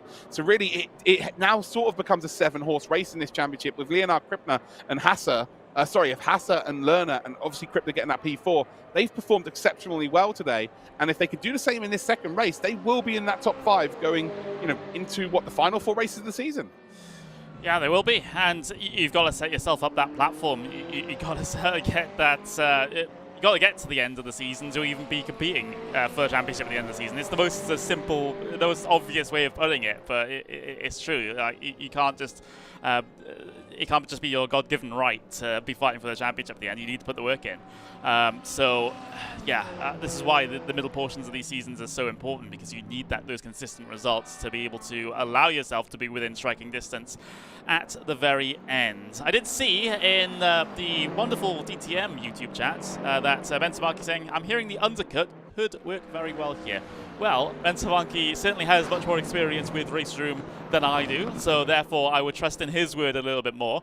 But again, it's how that interacts, though, with remaining in the slipstream and the whole the situation regarding that still remains to be seen. BMW's doing that on other BMWs. Potentially, if we start to see a lot of infighting with regards to the Door Esports cars, then potentially someone like a Siggy or a Fiducci can try and capitalize on all that if they're infighting too much, not only on track but in the strategy as well. But it's really, really hard to say at this point. I think you got to take this race as it comes with regards to if you're a driver, because there's sort of no way of really predicting things at the moment. It's very, very, very circumstantial, and most races are anyway, but this one more so. I'll tell you what, Ben, if you're about for the rest of this championship, so Sunday, and you know the dates here, we can, let's check the dates up on the screen here while we've got about 15 seconds to go. So check out the calendar here for the rest of the season. We are back here this Sunday. We've got Spa-Francorchamps, then we've got the Red Bull Ring on the 21st of April, and then Portimao on the 28th of April. Ben, if you're around this stage, during the warm-up for race number 2, it'd be good to have you come in and have a little chat for a couple of minutes each broadcast, because you are a bit of a race room specialist. So if you're up for that, shoot me a DM on Twitter, and we'll have a little chat with you on Discord. It'll be simple, just join Discord, and you can give us a little bit of insight as to what we could expect from the racing. I think that might be a nice little touch, actually. So yeah, let me know via a DM and on the old Twitter. Right, here we go then. Warm-up is done. We're here for the race. It is the final race of today's broadcast. We will hit the halfway point of the championship. It's 12 races this season. This is going to mark number 6. It is a full 1 hour race. We've got a 30-minute pit window. Remember as well, where they do indeed have to change their tyres as well. So we're about to head onto the formation lap. Let's pick our next winner, shall we? Let's just refresh hashtag #WeLoveDTM on Twitter. Right, and I am going to give it to Nico911. So Nico91113 at Nico9113, who is a Porsche fan, judging by that name and the picture he sent me, and he's supporting Florian Hasser. Shoot me a DM on Twitter. Congratulations, you've won yourself a DTM 2021 code for all of the cars and deliveries in RaceRoom. We've got one more code to give away, courtesy of RaceRoom. So during this race, if you want to use the hashtag WeLoveDTM on Twitter, that's all you got to do is just use the hashtag WeLoveDTM. Maybe tweet what your favorite car is, your favorite driver of all time, your favorite circuit, and all that good stuff. As we see a Fordzilla car head off into the garage there. I'm sure that everything is fine. Then you could potentially be a winner. But yeah, Nico911, congratulations, you are a winner. Shoot me a DM on Twitter and I will send you the code later on after the broadcast. Here we go, formation lap time. It's a long lap here and it's a long race for them to negotiate. The sprint race, normally lots of shenanigans happen as everyone is trying to indeed gain as many positions, as much time as possible. As well, Peter Pisker's just been disqualified for speeding in the pit lane, so that's early. that doesn't normally happen until midway through the race, but that is not ideal. I'm not sure what's going to happen there, but the Fordzilla driver is going to be furious with that. That one's a bit of a weird one. Not entirely sure what race control are going to do that one. I'm not sure. Yeah, because we did see a Team Fordzilla car go down towards the pit lane. That must have been Pliska. And then we got the notification that apparently he's being disqualified for something. We don't know if it's actually speeding in pit lane or whether it's some other issue. Maybe. Well, no, that's what it said. I mean, that's what it said, but I don't know how he could have spun on pit lane when they haven't been on pit lane for this, even to get to the grid. Because they just he went to the pits. He quit. I don't know what happened. He obviously didn't ready up or something. Yeah. And I saw him driving on the exit of the pits. I actually saw him driving in the pit lane. So he's trying to get his position on the grid. I assume. I don't know. But all I know is he's not in the race, right? He's probably been sent right to the back, and he's probably greyed out. And there we go. Yeah, he's in the pits. He's done. So that is a disqualification here for Peter Pliska. And I just don't think he's readied up in time, to be honest, and then tried to come out the pits and get his position. So, yeah, not worked out too well there, ultimately. Right, let's get some names on the screen then. Let's get some racing action going. As we've got our first formation lap to finish off here. So, Lerner and, we've got Leonard Krippner as our front row. Then we've got Hasser and Siggy, and then Fiducci in behind. So, Siggy did get P4 in the end, so he did change. He did get up ahead of Fiducci. Which is something we didn't notice, or I didn't notice it, to say this. Not going to throw you under the bus, Connery. You probably did, but here we are. So it's a full 1 hour race here. Can the BMWs again go out there and dominate this race? Do you know what? I think the Ferraris are going to be able to go a bit better in terms of a longer run. Expect to see the Ferraris come strong near the end of this race. If he can stick around the BMWs and be near them, I think the Ferraris are going to be very good near the end here. Here we go then. 1 hour of racing. It's round 6 of 12, the DTM Esports 2022. We're here at the Lausitzring. It's the feature race. It's a full 1 hour. There is a management pit stop. It is the BMWs at the front here. Moritz Lohner then is your pole sitter with Krippner in second position. You can see the number 1 on the car as we do go green light racing here, and we head down in towards turn number 1. And Lohner's got a very good start here. And actually, Leonard Krippner, I think it's Hasser. So Hasser is going to take P2. This is a bit of contact there. Ottaviani's up ahead there of Siggy, but the momentum would have all been lost there from the touch on the front of his car. And I think Siggy, maybe just about ahead he is, up to P4 he will go. And he's being gifted a spot there because he did lose out off the start. He absolutely gained one there as well. I think Keithley's absolutely sent one on the inside. He's just hit the orange barrier there, full of tyres. We've got Fiducci, trying to retake the position here. He's going to have to sweep around the outside of Siggy, a very difficult corner to make an overtake on the inside, let alone round the outside. Siggy is just about going to hold on. And And wow, what a send that was from Keith. It didn't work out, but as it stands, the front 5 are as they were, minus Siggy. I think, well, Siggy, no, did qualify P4, so they are as they were. Yeah, that was a little bit of a cluster down in towards turn number 2 for the first time. It could have ended in tears, but it's good to see everyone able to, well, make sure that they're able to get through that unscathed. A little bit of a jostling for position in the mid-pack here. This is all behind, or rather involving now, Alessandro Ottaviani fighting out with Alexander Dorden. We got Isaac Price involved in this one as well. As you see the RHG Esports car of Ottaviani now dive down the inside. Can't, well, gets it done, to be fair. I was going to criticize him for that one, but no, gets past Dinya. Job done. Yeah, whilst drivers are, where's Fiducci in all of this? Fiducci is P5. Ottaviani kind of has to make these moves here. Again, to start the day, he was second in the championship, and he just, with drivers who are behind him in the championship being Lerner and Hasser, those 2 drivers are currently P1 and P2 again for the second time in a row, so they could overturn the deficit that Ottaviani had over them because he was on 107 points. So it's a big day today for Ottaviani. He has to find something magical out of his magic hat. As Leonard Krippner here is ahead of Siggy. Siggy had already got up to P3 in race number 1 by this point, and actually he's under more pressure from the Ferrari behind him than he is able to put on the BMWs in front here. But yeah, fascinating stuff here. Can the Ferraris hang with the BMWs? By the looks of things, in the early stages, not at the moment. Well, we saw in the sprint race that they could just about get there with as long as they don't make too many mistakes through the middle sector of the lap. Because, well, the middle sector of the lap is typically where the Ferraris are a bit stronger because of the tight and twisty sections, especially in through the first sector. They tend to close up a little bit more. So as long as they nail that, they should be able to hang with the BMWs at the front relatively well coming down the straight. Not enough for them to have an opportunity, typically, down into the heavy braking zones like we saw in the 15-minute sprint race, but it keeps themselves in contention. That's simply what the thing that you have to do here. You keep yourself in it, and you could potentially win it. And once we get that pit lane open, you do have more options. Potentially, come down in early, try and get that undercut going. We'll see how. We'll see if that results in any benefit for those who do go for that option. But then again, that could easily be covered off by the drivers that are under threat of it. Because, Lona, Hassa, Kripta, they know that Siggy and Fiducci are going to have to pull off something special, potentially something in the strategy, to be able to get themselves ahead here. We've already seen Siggy do the undercut, haven't we, with Imola, where he was being chased down by Lerner for pretty much the whole 25 minutes at the end of the race after Lerner hit a little bit later, and it didn't work out for Lerner. It was Siggy that went out and got the victory. So we know he's got previous there, and he'd like to come in a little bit earlier. So today is really the perfect prime opportunity to do so. Lead though still indeed Moritz Lerner, as we're on board here with Michael Raschel for the Esports. Would love to make it a 1, 2, 3, 4 at the front here. Needs to get past Keithley, needs to get past Fiducci, needs to get past Siggy. Raschel might be the driver they could use here to come in really early as soon as the pit window opens, just to get track position.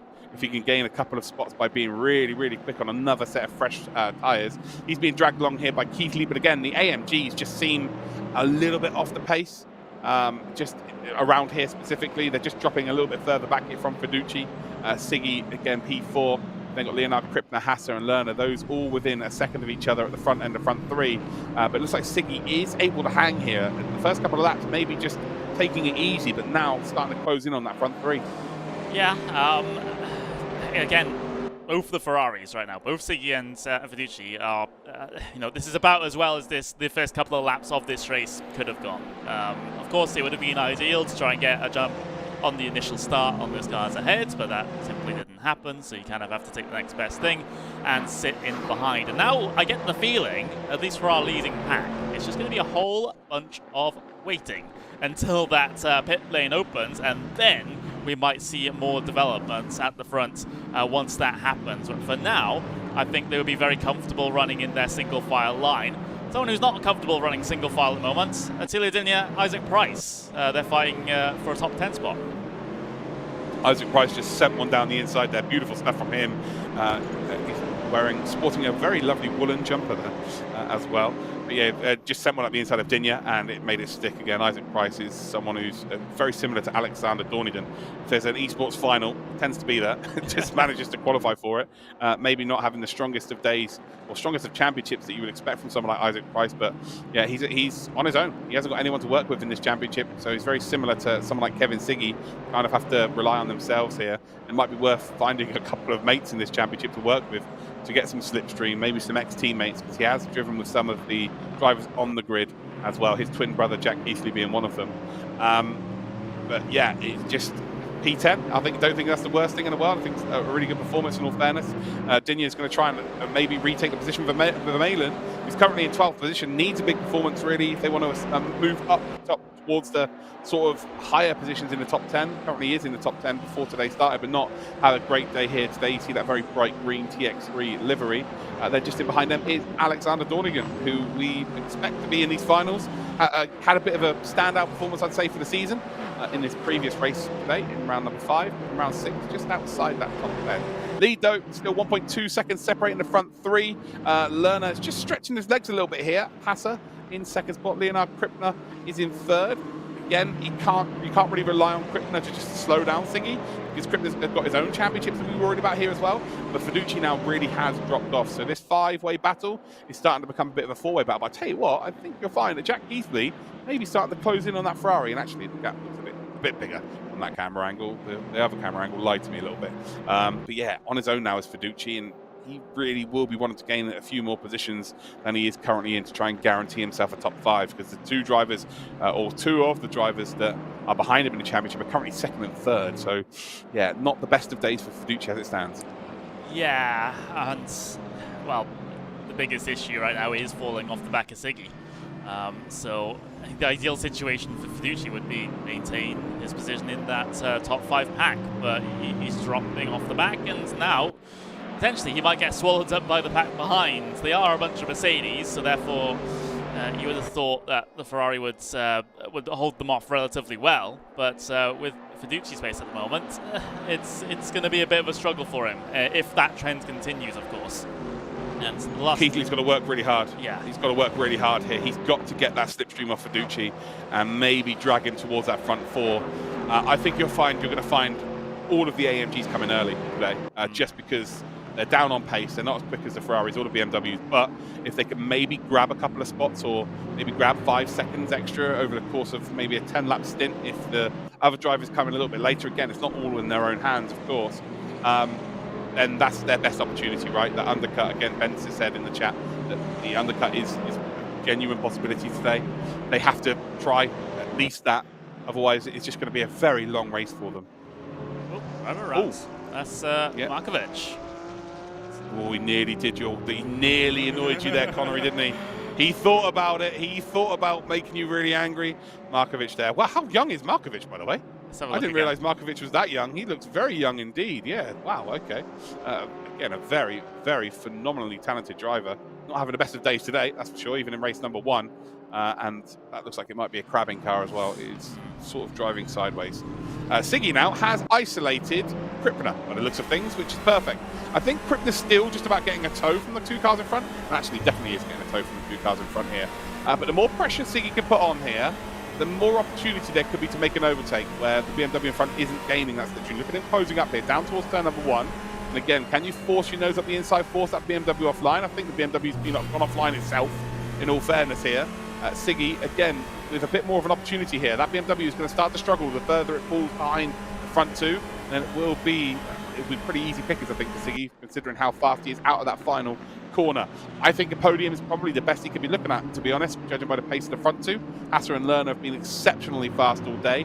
Krippner maybe not quite on their pace in terms of the race pace, but Krippner now's just got to try and hold this Ferrari behind. Yeah, this is a bit of an awkward situation for Siggy to be in, because now his hand is forced. The gap between Hasser and Krippner, like you said, has been extending. And if Siggy wants any say with regards to finishing any higher than 3rd place, he needs to bridge the gap, and quickly. He does need to get past Krippner and then hope beyond hopes that he doesn't lose enough time in doing so to then fall off the back and not get the slipstream from Lerner and Hasser. So yeah, tricky situation for Siggy. He's hoping that Krippner picks up the pace a little bit and brings both of them back up towards the front too. But if that doesn't happen, Siggy will have to act, and quickly, I would have thought. Yeah, I think the pit stop phase here really is going to be where people take their chances. Again, I feel like there's certain drivers that have to try the undercut. There are certain drivers that don't need to. The BMWs, they'll stay out as long as they possibly can, right? They'll try and split the tyres, unless like someone like Siggy comes in, I guess. If Siggy comes in early, they all have to come in early. So it might be one of those races where they all just come in straight away and just try and get onto the best strategy possible by having those quick laps, but then struggle near the end, which is, again, where I feel like if the Ferrari's in and amongst it, I think this Ferrari has the potential close that gap later on in this race. Again, it remains to be seen whether that is going to be the case, but Leonard Krippner here is really the cork in the bottle and really giving the opportunity for Lona and indeed Hassa to just drive away. Half a second between those two, and Siggy will want to try and get this done as soon as possible. There's really no slipstream coming for BMW now as well, so right now it should be easy pickings once they get down in towards turn 1 through towards turn number 2 of the next lap. You would have thought so, but I don't think Siggy was able to line up the run as perfectly as he would have wanted through turn 1 that time. It's an awkward piece of circuit, because if you have someone slow on the inside, or at least you're catching someone rapidly on the inside, you can't exactly just swing that car to the outside and hope the car grips up for the exit of the corner. You just kind of have to lift out a little bit, allow the car ahead of you to try and negotiate the corner, and then all of a sudden you've lost the run that you're able to establish out of the final corner on the previous lap. So, yeah, this needs to be timed. Patience. This needs to be timed so well. Yeah, you're right, and there's such a thing as, if we go on board here, it's such a thing as being too close. Yeah. So right now, perfect, nice gap to work with. But as you come towards the apex here, you don't want to be right behind him. You want to maintain this gap here. You should hear him let off early. There you go, lets off early, and now he should try and punch through. I think he might be a little bit too far behind here. There's a case of he may have let off a little bit too much there. Yeah, he's not going to get close enough down towards turn number 2. But yeah, there is such thing as being too close. I guess a lot of people who are watching right now would have raced around Spa. Radio No Rouge, you could be too close going up through there, and you let off and you lose so much time going down towards the Kemmel Straight, as Pfeiffer maybe potentially losing a spot here to the R8G car of Ottaviani. Ottaviani leaving the perfect amount of room on the inside, sweeps it round to the left-hand side there, and actually gets a little bit out of shape on the exit. But beautiful stuff there from the Italian, and really has to make these moves. He's got AMGs in front of him here. It's a case of you pretty much, if you get right behind him, you're guaranteed to make a move because you've got the quicker car. But it's, can you catch up to these two? I think the defining factor is going to be that Russell and indeed Keithley aren't in the same team. They are going to be battling as hard as they possibly can, which should give the opportunity for them to close up, as we do indeed now have the pit window open. So that red box next to their names has just appeared. Once that turns green, you know that driver has indeed come into the pits. They all have to come in, and they all have to change their tyres. Do we see anybody come in right now? It would be a big call for Siggy. If he can't line up this run and feels like he can't get past on this lap, then potentially he might be looking to come down in. But nope, he does stay out there. We do have a couple of cars coming down in. You can see our timing screen not dealing with it rather well. But we've got Alexander Dornaden heading his way down in now. I also saw like a pitch. Yeah, a couple of drivers. Dornaden in, Pajic in, Högfeldt also coming down in as well. It makes sense for some of these guys further down the field, especially if they're not in perhaps their usual running spot. Of course, come down in, try and take the gamble, try and get the fresher tyres, try and get the undercut done, and then hope you can hold on for the end. Three different manufacturers as well. Yeah. So yeah, this is an experiment here. We will see how quick they are in terms of do they gain a load of positions here. Alex Mosen, also another driver that's popped into the pits as well. So the lead cars, the lead actually has come out to 1.4 seconds here. So there's been a mistake, I think, from Hassa. So Hassa is now just dropped a little bit further back. And do you split the strategy? I think they've got a big enough gap here for one of them to come in, for Hassa or Krippner, just to cover off any potential drivers just in behind them that could try and undercut them. At least put one of you in there. Again, is it going to have that much of a detrimental effect on your performance in the race? If it is, of course, you won't be able to do it. But it might be an idea just to cover off any potential advancements from a driver behind. What do you think? The Door Esports have the best seat in the house at the moment. They have so many options. They can keep Krippner in this position. I mean, they might even tell Krippner, okay, just make Siggy's life hell. Try and keep him behind as much as possible. Allow Lohner and Hasse to run away at the front, because the more of a buffer that those two cars at the front have back to Siggy, the more leeway they have with regards to strategy. So they can see then Siggy come down in early. They don't have to react immediately to try and cover that off. They can wait a lap. They can wait 2 laps. And then they can come down in, and then they'll have the marginally better tyres towards the end of the event. But Siggy's got himself a pretty good run through the turn number 1, but still can't make anything of it into the braking zone of turn 2. And, well, it's my favourite phrase ever. You have to be faster at the right points. There's no point in being faster overall if you're not faster where it matters. Yeah, that's a good point there as well. But again, I just don't think Krippner can afford to play the team game here. He's got to be looking out for himself only, because he came into this round, or these 2 rounds today, in 7th position. Top 5. They do indeed get a sighting event prize at a DTM event this year, where, again, they will be judged, and one of them will win the prize, which is to get a full season paid in the DTM trophy. Krippner can't afford to play this team game where there's no way that he's being told, oh, hold him up for us to advance here. Absolutely not. He 100% needs to be gaining more points here. He needs to be gaining more points here than Ottaviani and Fiducci. Those are the 2. Hoogveld's nowhere near. Hoogveld is absolutely nowhere near today. He's going to drop out of this top 5. He was in 4th position. Attila Dinjes nowhere near. Adam Pinches is nowhere near. Vermeulen is nowhere near. They're 8th, 9th, and 10th position.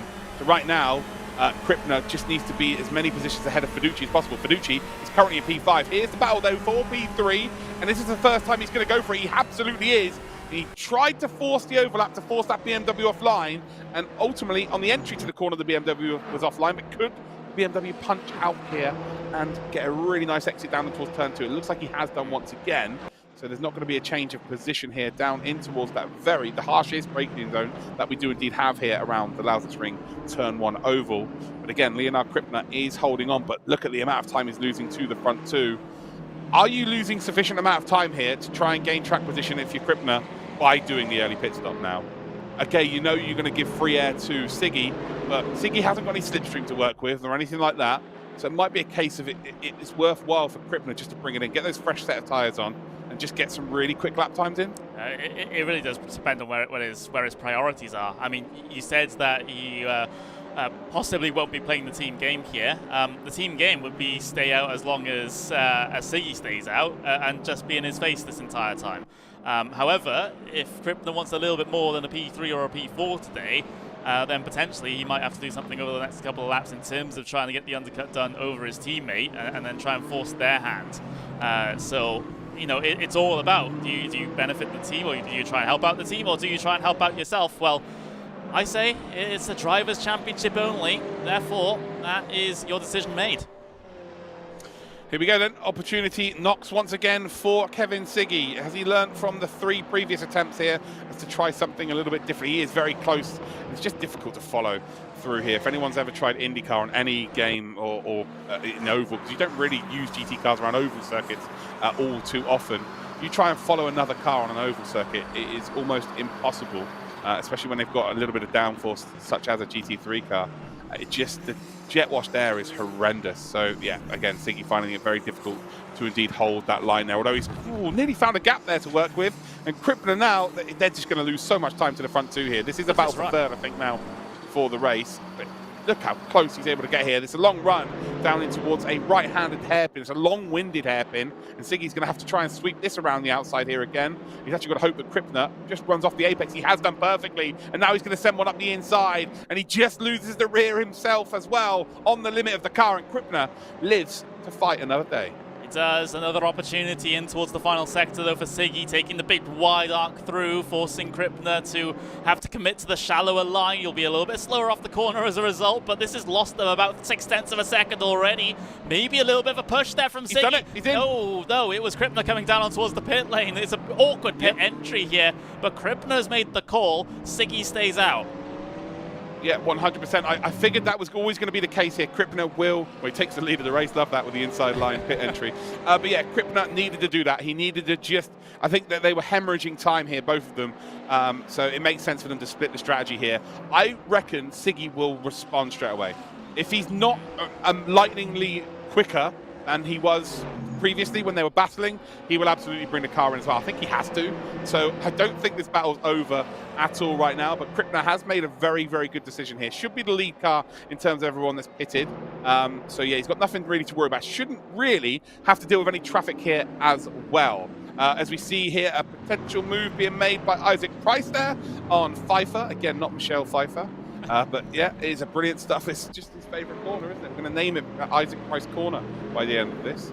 And it's yeah, we haven't seen many overtakes really, have we? To be honest, around here, considering I was expecting to see loads. But Isaac Price seems to be able to get that job done. We'll see things pick up in the second stint, I would have thought. The first of these stints, apart from the first couple of laps, tend to be a little bit calmer than the second. So I would certainly just wait and hold the phone a little bit before making a big statement about how we haven't seen any overtaking. So we will potentially see that in maybe the final 10 minutes of this race when everyone gets the whole go forward attitude. But yeah, with this pit stop phase, not many people coming down in for a super early stop here. Of course, we did see a bigger handful of early stoppers at both of the previous races, but everyone feeling a little bit more tire limited here. They don't want to have that big, long 45-minute stint or whatever it is towards the end of the race. Decided to go for about 39 minutes instead. At least that's the option that Keith Lee and a few others have gone for. Yeah, so Keith Lee into the pits then. It is not the decision being made by Siggy to come in, so he's going to stay out for a little bit longer. And I guess he feels like he's pretty quick, which is always a good thing. Well, so Siggy is staying out. Well, Siggy, on that last lap, he took out a 10.5 out of Hasse. So there's still some pace in that car. Yeah, I genuinely think the Ferrari on a longer run is going to come good. I think he might be a little bit too far back now from Hasse and Lohner. Although it's Kevin Siggy, who knows? Siggy can do magical things. That's why he wears a magic hat. It's as simple as that. Rachel now moves up to P5, and again, if you get a bit of clear air for the first time in a race, an opportunity to maybe just grab a couple of really quick lap times before you do indeed come into the pits. We have got one more code to give away, by the way, for the DTM 2021 pack on RaceRoom. So if you are a sim racer and you want to win yourself these cars that you're seeing on screen and all the liveries, so all of the cars, all the liveries, you need to use the hashtag #WeLoveDTM. So go ahead to Twitter and tweet your favorite driver in DTM of all time, or maybe your favorite sim racer. You could also even post your favorite barrier you've ever seen around a race circuit. But yeah, use the hashtag #WeLoveDTM. I'll be picking one more winner after this race because we've already picked two, although the second one hasn't even responded to me yet. So yeah, we will be giving away a third code, so make sure you use the hashtag #WeLoveDTM. So here we go then. Moritz Lohner is in P1, Hasse in P2, Siggy P3. They've got Fiducci in P4. Rachel now comes into the pits. All of the drivers that are indeed who've come into the pits here early are lapping very, very quickly indeed. Some of them as quick as the leaders right now. So this undercut is absolutely working right now. Krippner, I think, might have a nice little gap to work with on Siggy. Siggy will be bringing this car in, I would imagine, sooner rather than later, as soon as he hears that information. But again, has he got anyone in the server watching for him? I would imagine he does, and they'll be figuring stuff out here. I can't imagine he's doing this completely on his own. But right now, he's actually starting to lose time to the front two, isn't he? A little bit more now. He was at 4.8 seconds, or actually maybe the timing just going a bit all fuzzled. Yeah, I mean, Moritz Lohner is at least as far as that last lap is concerned, he was about 0.2 of a second faster than Hasse, about 0.1 of a second faster than Siggy. So it was more of a scruffy lap for Hasse more than it was a fantastic lap for Siggy. But we'll see how this all files out. Siggy might be looking at, but we see Lohner's in. Yeah, Lohner is it. Ashley. Is it Lohner that's coming to the pits, or is it Hasse? Hasse, there we go. Everyone's coming in. So Hasse's coming to the pits then. We've also got Fiducci, I think, who's just coming to the pits as well, just in behind. Yeah, the Fortilla Ferrari is just coming to the pits here. So those two have decided to come in. That means that indeed Lohner's going to be in the lead. Siggy will indeed take P2. And, well, I guess we'll see legitimately now, has Krippner managed to catch up here? Fiducci was behind them, was behind Krippner. But how much of a gap has he managed to pull here? Has Krippner been able to catch up in any time whatsoever? I know he's a good 5 seconds behind the leader, so you're not expecting him to be up ahead of Lohner, but you're expecting him to definitely close the gap. His fast out lap, so the first lap that actually counts, it was a 32 flat, and that was 0.4 of a second faster than Lona's last lap time. So he is going very, very quickly indeed. So this is brilliant here then for Krippner. He's played an absolute genius card here. So with Siggy staying out as long as he has done, this is going to make it very, very difficult for him to... Well, it's going to make it very, very difficult here for Siggy to get that podium spot as Florian Hasse comes out. And, well, how quick is Hasse going to be over the next couple of laps? Is Krippner, well, he's on the limit here as he tags the wall there. That's going to cost him a little bit of time. Again, Siggy did not come in on the last time round. Lona, I would imagine, reacts here. He has to, right? Surely he has to, because Hasse is obviously going to be faster for a good couple of laps, and he could ultimately take the lead of this race. So there's Krippner going through turn number 1. A drive-through penalty for Gianmarco Fiducci. No. Fiducci's got a drive-through penalty for speeding in the pit lane. He came into this championship here third. He was third position. He was third spot there for Team Fordzilla, 1 point behind second of Ottaviani. And that is going to kill his chances here as Kevin Siggy does come into the pits then. So Lona has stayed out here. Siggy into the pits. We are now going to see, has Krippner gained a bit of a gap? Remember, they were almost touching as they came in. Probably were touching, weren't they? As Krippner came into the pits, how close will they be? How far will Krippner be up the road? It's the bigger question, I would say. Krippner's stop was very well timed, I will say that. And again, he took another 0.3 of a second at the leader the last time. So fresher tyres, certainly the desirable objects at the moment. Siggy down on towards the pit lane, of course, getting his fresher tyres for the end of the race. Same with Ottaviani as well. There's Maurice Lona continuing out there, and Lona doesn't necessarily have to respond right away. He had a huge gap to at least to Siggy, and a pretty healthy one back to Hasse as well. So, I mean, Lona, you know, he can just take his sweet time to come to his decision whether or not to come down in and cover that off or not. It depends how much pressure he's feeling. He might even just try to actually just get to the halfway point, split this race 50-50.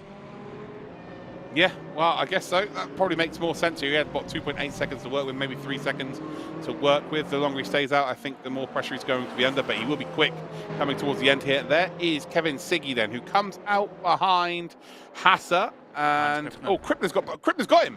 Oh, no, Krippner's behind Hasse, sorry. But look how much he's closed up here. So he gained, what, 3 seconds? Yeah. I think.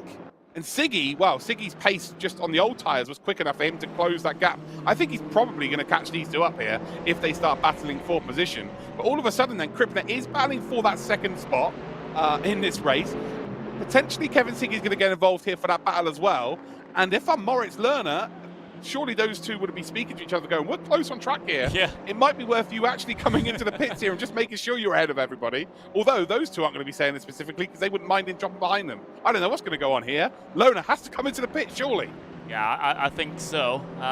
There's only so long you can keep it going out there before you're going to be losing boatloads of time to those on fresher tyres. What was the last lap time for Lona? It was a 32.5.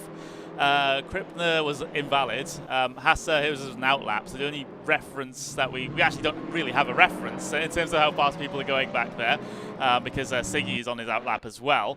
But either way, you know, you knew even before this lap that you were losing, what, 3-4 tenths of a second a lap back to fresher tyre competitors.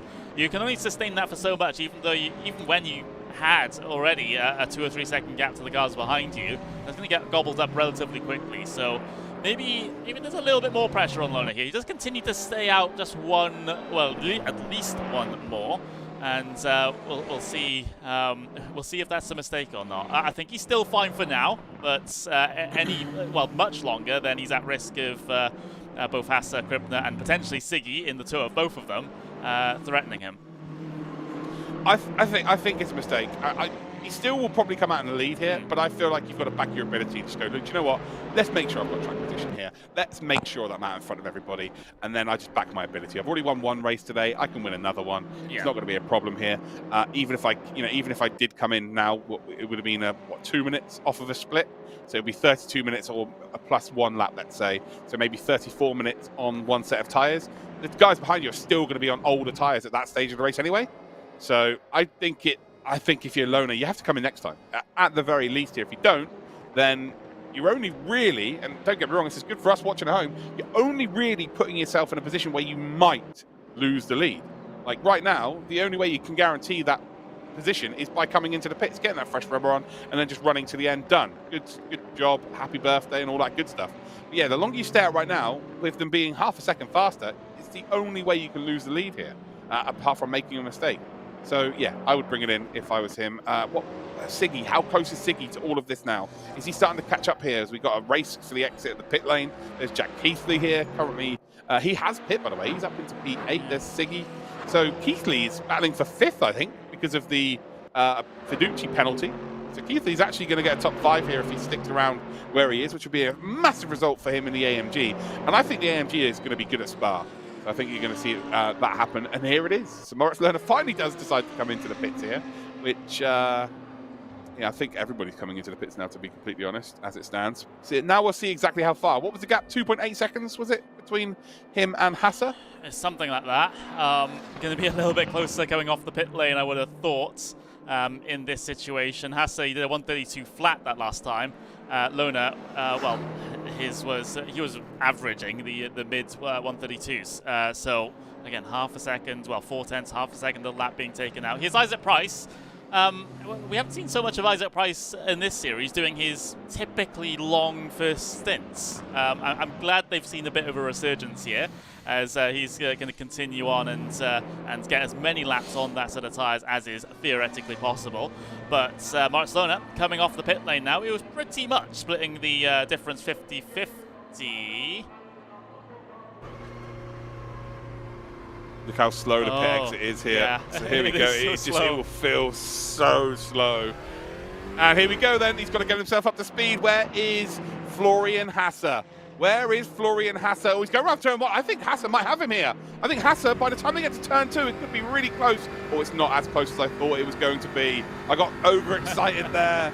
But no, Moritz Lerner is going to hold on to the lead here with fresher tyres as well. But ultimately, the gap has come down. Gap has definitely come down here, not by as much as we may have thought. Moritz Lerner has played an absolute blinder, if we're going to be completely honest in this situation. Front 4 have kind of separated a little bit here. Krippner not able to hang with the pace here of Florian Hasser, and it's really now all about Siggy. Can Siggy close that gap and maybe battle for that podium? Yeah, that's the situation we have. Krippner trying to maintain inside a second to Hasser. That will give him at least the tail end of the slipstream here, and we'll keep him a little bit safer from Kevin Siggy behind. But you know, trying to maintain that for another 27 minutes is a different issue for sure. We're still yet to see 2 drivers come on towards pit lane. That is Isaac Price and Florian Bowden.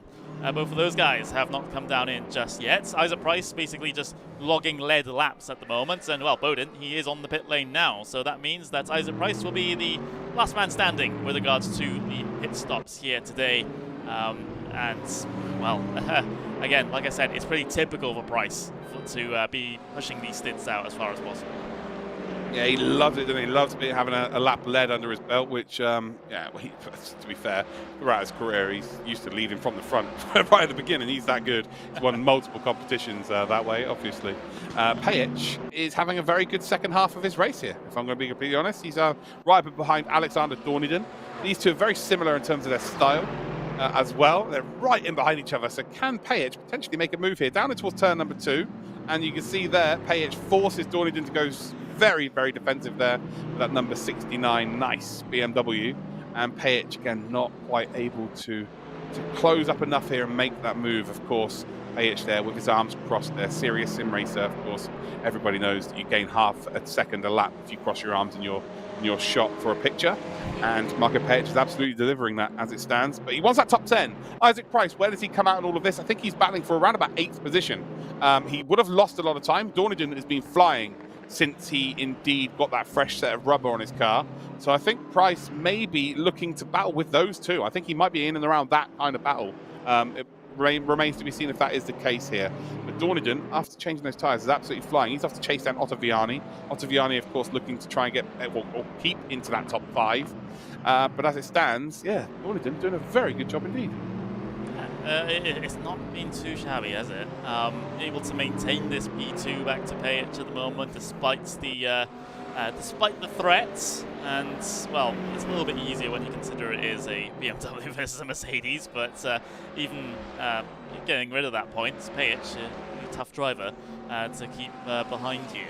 But again, this... They all are. Yeah, I mean, they all are. I mean...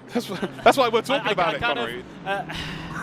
Everything I say is relative, okay? Yeah, exactly. It's like... yes, in any normal session, if you met these guys in a random official ranked race, they're going to be pretty much impossible to try and keep behind you if you're just an average sim racer. Let's just say that. Either way, well, Isaac Price, he's down in. There we go. Isaac Price comes in. So I think he's going to come out in the battle for around about P10, Dornington and Page. Maybe just a bit behind them, in between Page and Hugveld. But again, remains to be seen exactly where he comes out. While he is in his pit stop here, we have got one more DTM 2021 code to give away on RaceRoom, ladies and gentle cars. So if you do indeed race on RaceRoom and you haven't got the pack yet, this includes all of the cars and all of the liveries as well. All you need to do is head over to Twitter, use the hashtag WeLoveDTM. So that's all you got to do is use the hashtag WeLoveDTM. Is there bonus points for you showing me your favorite car? Absolutely. You know, just because I like looking at cars. Maybe you want to show me who your favorite driver is. Maybe who your favorite commentator is. Connery is pretty good. But yeah, just use the hashtag WeLoveDTM on Twitter, and I'll be picking the final winner at the end of, well, just after this race finishes. 23 minutes, 40 seconds to go. The battle for the podium. We did ask for it. We wished for it. We are absolutely seeing it there as we see Isaac Price coming out the pits. He's still got about 40 miles. It'll feel like about 40 miles before he can indeed turn that pit limiter off and indeed go up to speed here. So he's going to lose a fair few positions. We come down towards turn number 2. Again, there's Isaac Price, and he will get going now. He's dropped behind Dornington. He's dropped behind Page. He's going to be in between Page and Hugveld. I tell you what, Connery, it's not very often when I get something right, but when I do, I will boast about it. That's exactly where I said come out, and that's exactly where he is. Yeah, I'm pretty much equidistant between the two as well. I'm kind of impressed how you've been able to get that so right. Hugveld, of course, preoccupied a little bit because he's got Axel Vermeulen in his wing mirrors, and a further battle behind, doors out as well between Nagy and Tinier. And we also got Rudinger as well in the BMW, the third party in on this one, bearing down on them. So race starting to come to life now. I did say we'll get a little bit more excitement in the second stint. Oh, I love Arnage Competitions liveries. Yeah. I think the pink is just... Oh, I love a bit of hot pink, ladies and gentlemen. I've got many a thong that are hot pink. That is a beautiful car there. Right there, Rouge on the side. Looking to potentially make some moves here. So this is Rudinger trying to make a move for what will be P15. You have to sweep around the outside if you want to get it stuck here. It's going to be tough to hold on to this. And the overlap closes as quick as it opened there. Tiladinia, and one of the... it looks young in the picture, but one of the older hats there as well. Okay. Let's get back on board with that there, as we do see it back. Oh, no, let's stick on this. This is for P3. Rudinger was trying to make an opportunity there for himself. He tried to force it. It nearly pulled off, but I think Dinya's just about going to hold on there. But this is the battle for P3. So we've got Leonard Krippner then currently in the P3 as it stands, and Kevin Siggy's going to go deep under braking. Not sure it's going to quite work out here. It's kind of there's not really much of a pinch point through there. It's really nice and open on the exit, but if you do run out wide through turn 2, on the exit of turn 2, it tightens up through 3 and 4. But you can use it to your advantage there, just like Krippner did. You ran the car out nice and wide. I mean, Siggy can't then go and sweep it around the outside because he's going to run deep anyway because he's braking later. And, well, Krippner is going to hold on to the position. But I tell you what, he's had a lot of practice of holding on to this position from Siggy. So, yeah, he's bound to have used all that experience or something. Yeah, the on board with Siggy here is interesting because we might have an accident at the back. We do. Leon Rudinger has had a big issue. He was embroiled in that battle with Nagy and Dinya ahead. Something must have happened in and amongst that grouping. Unfortunately, we're unable to do replays here, so we won't be getting another view, or even our first view of it. But Rudinger toes back to the pit lane as well, so he's going to be logged as a DNF from this event. And, well, he's certainly not alone. Rodriguez, Fiducci, Markovic, Rana, and Pliska are all also DNF. Well, Pliska disqualified technically, as you can see on the left.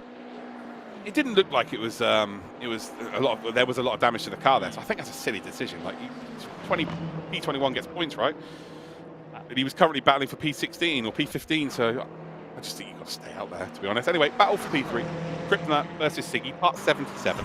We head down towards turn number 2. Siggy again, is he going to look for a lunge here? He's not, and actually, Krippner has forced him to not be able to do this, and this is now the opportunity for Siggy. Sweeping it around the outside is a very advantageous position to be in, but you have the outside line going in towards 4.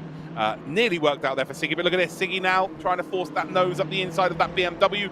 Not, again, quite close enough to force the issue as we now head down towards this very, very long sweeping right-handed hairpin. And you can see here, Siggy has made this move before by exactly this, making Krippner run out wide, then forcing out nose up the inside on the exit. He's done it once again. He's slipped the rear of the car once again, and Krippner holds firm once again.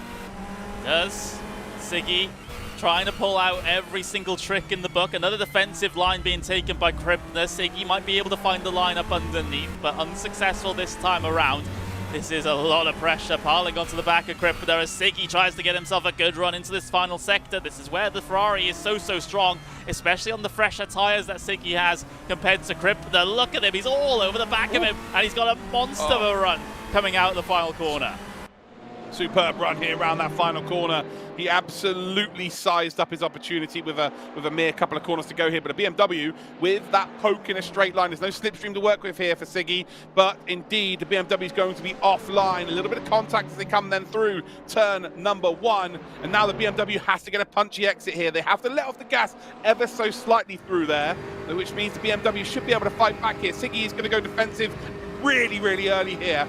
Krippner needs to force him onto the apex, and I'll tell you what, it's done deal, isn't it? Kevin Siggy has absolutely nailed it. They're both going to be slow on the exit here because Siggy runs out of road, but ultimately he does get the job done. It's taken him half a lap. And actually, to be fair, it took him a full lap, didn't he? He tried setting it up through turn number 2, and ultimately that's what set off the domino effect in terms of being offline for Krippner. Siggy asserting his dominance in this championship, makes it back up to P3, and in all fairness, judging by the pace of Lerner and Hasser, this is really the maximum he could have asked for in race 1 and race 2, and he's going to get the maximum here. He will be our championship leader if he doesn't make a mistake from now until the end.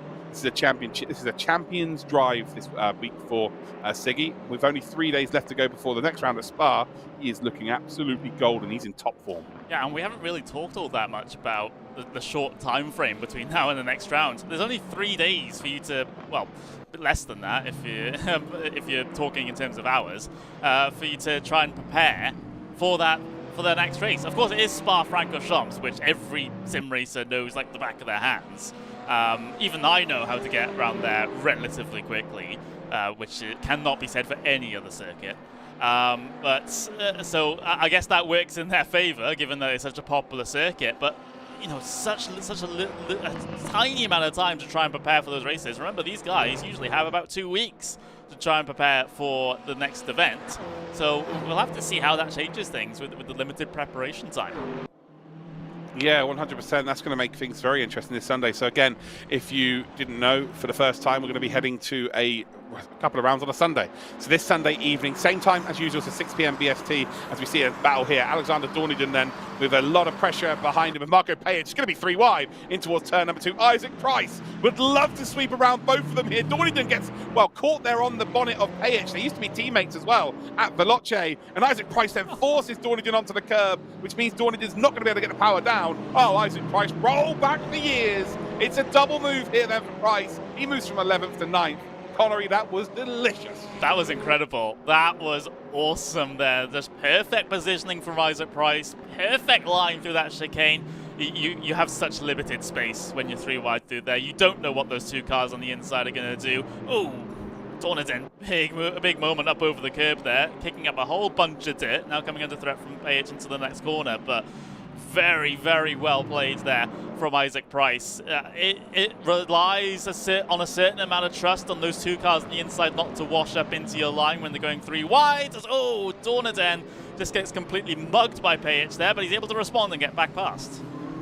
Yeah, these two, again, no love lost for sure. They raced together at Veloce, but look who they've brought into play now. Hugveld, who was in the top 5 position, in 4th position coming into this week, and he's fallen out of the top 5 now. And even if he overtakes the 3 cars in front of him, he will still fall out of that top 5. And they got Vermeulen as well. Vermeulen was battling in that top 10. He's currently looking to try and keep hold of that top 10. He's 13th position. And with Dorniden and Payet absolutely going for it like this, there's every reason to suggest there might be a couple of freebie positions going on. We see Payech then underneath that rear wing of the BMW punching a huge elephant-sized hole in the air here for Payech. Again, around the outside, he's taken a leaf out of Isaac Price's book, goes very, very deep under braking, realizes there's no gap to actually go into, had to slam the brakes on. Now under a lot of pressure here from the R8G driver of the hook valve Swede, then very close in behind them. We've got Vermeulen, the Belgian, in that TX3 green and charcoal grey livery, and actually not far behind then is David Nagy as well. There is always a Hungarian. That's how it works in sim racing. There is always a Hungarian, and here he is. Lona still leading the way, 3.1 seconds, stretching his legs out beautifully well here. It is Hatter in second, Siggy in third, Krippner dropping back now in fourth position. Keithley, haven't spoken a lot about him today, but two really good performances in the AMG. Rachel, Pfeiffer are your top seven, and Ottaviani, and then it's this Price, who's now actually forced a fair few seconds between him already and Dorneyden. Dorneyden leads this pack with Payech just in behind in that AMG, the white AMG there, and the car we're on board with then is Hookveld in that Ferrari with Vermeulen. So this four-way battle is for a top 10, as Isaac Price has stretched his legs here. But ultimately, it looks like they've all now got a little bit of a gap between each other. Michael Rachel definitely doesn't right now, because he's got Pfeiffer right in behind him as they come through turn number 1, and as they now run down in towards turn number 2. Two AMGs fighting for it together here. This is always nice to see. Look at this effective slipstream down towards 2. Not quite close enough to make a move here, and it will pretty much be a procession for the remainder of this lap. And it's really all about getting out that final corner, punching out, getting a nice run through 1, and then trying to make a move around the outside in 2. Yeah, that seems to be the strategy that the drivers are taking when it comes to a potential overtake. Sweeping by around the outside of the chicane. Typically, the big one, of course, we saw Siggy try and do sort of a force to the inside through the final sector that then he can try and capitalize by taking by nipping underneath and things like that. But again, limited opportunities here, it seems, especially if you have a difference in terms of the manufacturers. But between the two Mercedes, you'd have thought things would be a little bit more fair between those two. Looking back though, Dorneyden, Payech, Hoogveld, Vermeulen involved in this one now. Vermeulen, well, 13th at the moment. The third highest placed Ferrari, which I guess sounds better than 13th, right? It does sound a lot better than 13th there, Connery. I'm not going to lie. Let's put a smile on my face. Well, he's not third, yeah. But he's fourth now. But yeah. That's rubbish then. That's worse than 13th. I've completely butchered that. I will say one thing though. I love how this race has developed in terms of the talent on screen, because Siggy, who ultimately is probably the fastest out there, was looking to make the move up the inside of turn 2 every single time in race 1 and at the start of race 2. But it's developed that people have realised actually going around the outsides faster. You'd think these drivers would know that coming into this, but that's just how races develop, right? You have to also, you've got to appreciate that the other driver is a talented driver in front of you, and you have to force something that's maybe not as comfortable for them. So yeah, it's really nice to see that that's coming to fruition. In the real world of racing, the most overtakes do come from around the outside. I've commentated here a couple of times now, and it is around the outside of turn number 2.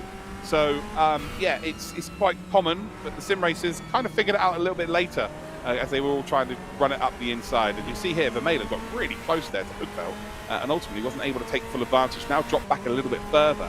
And even though Payech and Dorneyden are pretty much, if there was, it's like a metaphor, it's like a sim racing metaphor for a fight, fist fight between the two of them as it stands. Even though they're fighting like they are and door banging, they have gapped these two Ferraris here, so the two Ferraris may be starting to struggle for their tyre wear. With 11 minutes to go, Connery, tyres now are going to be a huge factor. Yeah, they are. I mean, those early stoppers are really going to be struggling now to the end of this race. I mean, we've seen tyre affected races already. I mean, just look at Imola with how the tyre strategy was instrumental in terms of how that race ended up. And well, these are very, very long stints on the tyres. Of course, it is a GT3 racing. It's kind of just a normal stint. An hour stint is not too big of a problem for them. But when you've been driving them pretty much 110% ever since they come off the pit lane, then it does tend to take a little bit more out of the tyres than you would like, and the car starts fishtailing around a little bit. Even though GT3s do have traction control, we've seen our fair share so far this season of cars getting all sorts of out of shape in the traction zones. So keep a lookout for that in the final 10 minutes. Yeah, for sure. Again, two Ferraris here battling for position, being Hugveld and Vermeulen. Just in behind this battle here. There we go, almost side by side. And now they've got a third one joining them as well. Again, the Hungarian Nagy just in behind for Mirror Esports. So we head then the long run down towards that sweeping right-hand hairpin, cambered corner as well. So there are a couple of lines you can take here. We've seen, again, Krippner being able to defend a move from being on the outside. We've also seen him lose a position from being on the outside. The inside line is also just as quick as we, again, come through there, down in towards the final complex of corners before we head onto that long straight through turn number 1 and indeed down in towards turn number 2. Siggy, I felt like might have been under a little bit of pressure there from Krippner. It was 0.6 of a second, the gap between the two of them. Yeah, Siggy has just not had the pace to really close in on the front two here. And I'm wondering if Krippner might have a little bit of a late charge here for that potential P3, shall I say, the podium. Make it Esports 1, 2, 3. Red lines driver Siggy ruining that as it stands. On board then with P6, battling with P7. Pfeiffer still very, very close. But Ottaviani realistically needs these two positions to try and indeed hold on to his top 5. Remember, top 5 in his championship will indeed head to a DTM event this year and be assessed to whether who is going to be. Oh, it's a very late lunge here by Ottaviani. He's gone for the inside route here, and actually, with a little bit of help with a touch of contact there, is going to hold on to that position. That's actually a really nice move, and he has taken full advantage here. Pfeiffer kind of being caught looking at the rear of Rachel. He's been behind Rachel for lap after lap after lap, and he probably wasn't even really expecting anything from behind because he was too focused on where he could make a move going forward. And ultimately, there you go, Ottaviani moves up the Italian. I think he might have. Well, he's battling here with Rachel, I think, as well. Yes, he is. So already making his move up towards Rachel. Side by side, he's going to be sent out on the exit here. And it's AMG power versus Ferrari power. The Ferrari will have the inside line for the next corner. He's last of the late breakers here as well. Seems like he's going to be able to break so much later here than the AMGs. And absolutely, in the late stages of this race, picking up very vital points to hold on to that potential top 5 in the championship. The championship is going to have changed, that's for sure, the look of it by the end of this race. But has Ottaviani done enough here to potentially keep himself in there? He was in the top 3 of the championship. You can see he has absolutely got no traction on exit. Seems to be able to get the car stopped, but getting the power down seems a bit of a struggle. But I think everybody's in the same boat as it stands. It's still Lerner that leads here. It's still Hasser in second, still Siggy in third, Krippner in fourth. Keithley just on his own, just doing his thing. P5, a really good performance from him. And again, a couple more of these kind of performances, you do start to ask the question of, yeah, he can absolutely get into that top 5. He's someone that if you get to the final 2 races and you give him a chance, he's got all the experience in the world. If you've got a couple of drivers that are maybe not as experienced about getting across the line, getting into those winning positions in championships, the last person you want clipping at your heels is Jack Keithley, so he will absolutely be in and amongst it. Christopher Hugveld, that we've had 3 race winners so far this season. Moritz Lerner's got himself 2, Kevin Siggy's got himself 2, and Christopher Hugveld has got himself 1. Currently down to P13 as it stands, battling here with Nagy. He has absolutely got nothing left here, has he? He is really struggling. The Hungarian looking to get back up into sort of P13 range. The other 3 cars who are ahead of this battle are just pulling away. And Hugveld is just a bit of a shadow of his former self, although he got a win this week in the ADAC GT Masters again, didn't he? He was performing exceptionally well in that and just not quite got the pace today with DTM Esports. Yeah, it's been a bit of a weird one, Hugveld, in recent times, because his performance has dropped off a little bit in the ADAC series, and also not as great of a showing here in the DTM as it was before. So maybe it was just the first couple of months of 2022 where Hugveld was really getting into the groove. But now, as we're in April now, things have fallen off a little bit for him. I don't know whether that's him falling off and him coming towards the end of a good run, or it's everyone else stepping up that level. That's one of those things that's very, very hard to tell. But for Hugveld, he's hoping that it wasn't a temporary thing and he can actually return back to that early year form where he was absolutely incredible, getting things stuck in at the very front of the field. But for right now, P13, yeah, I mean, it's sort of more 2021 Hugveld than 2022.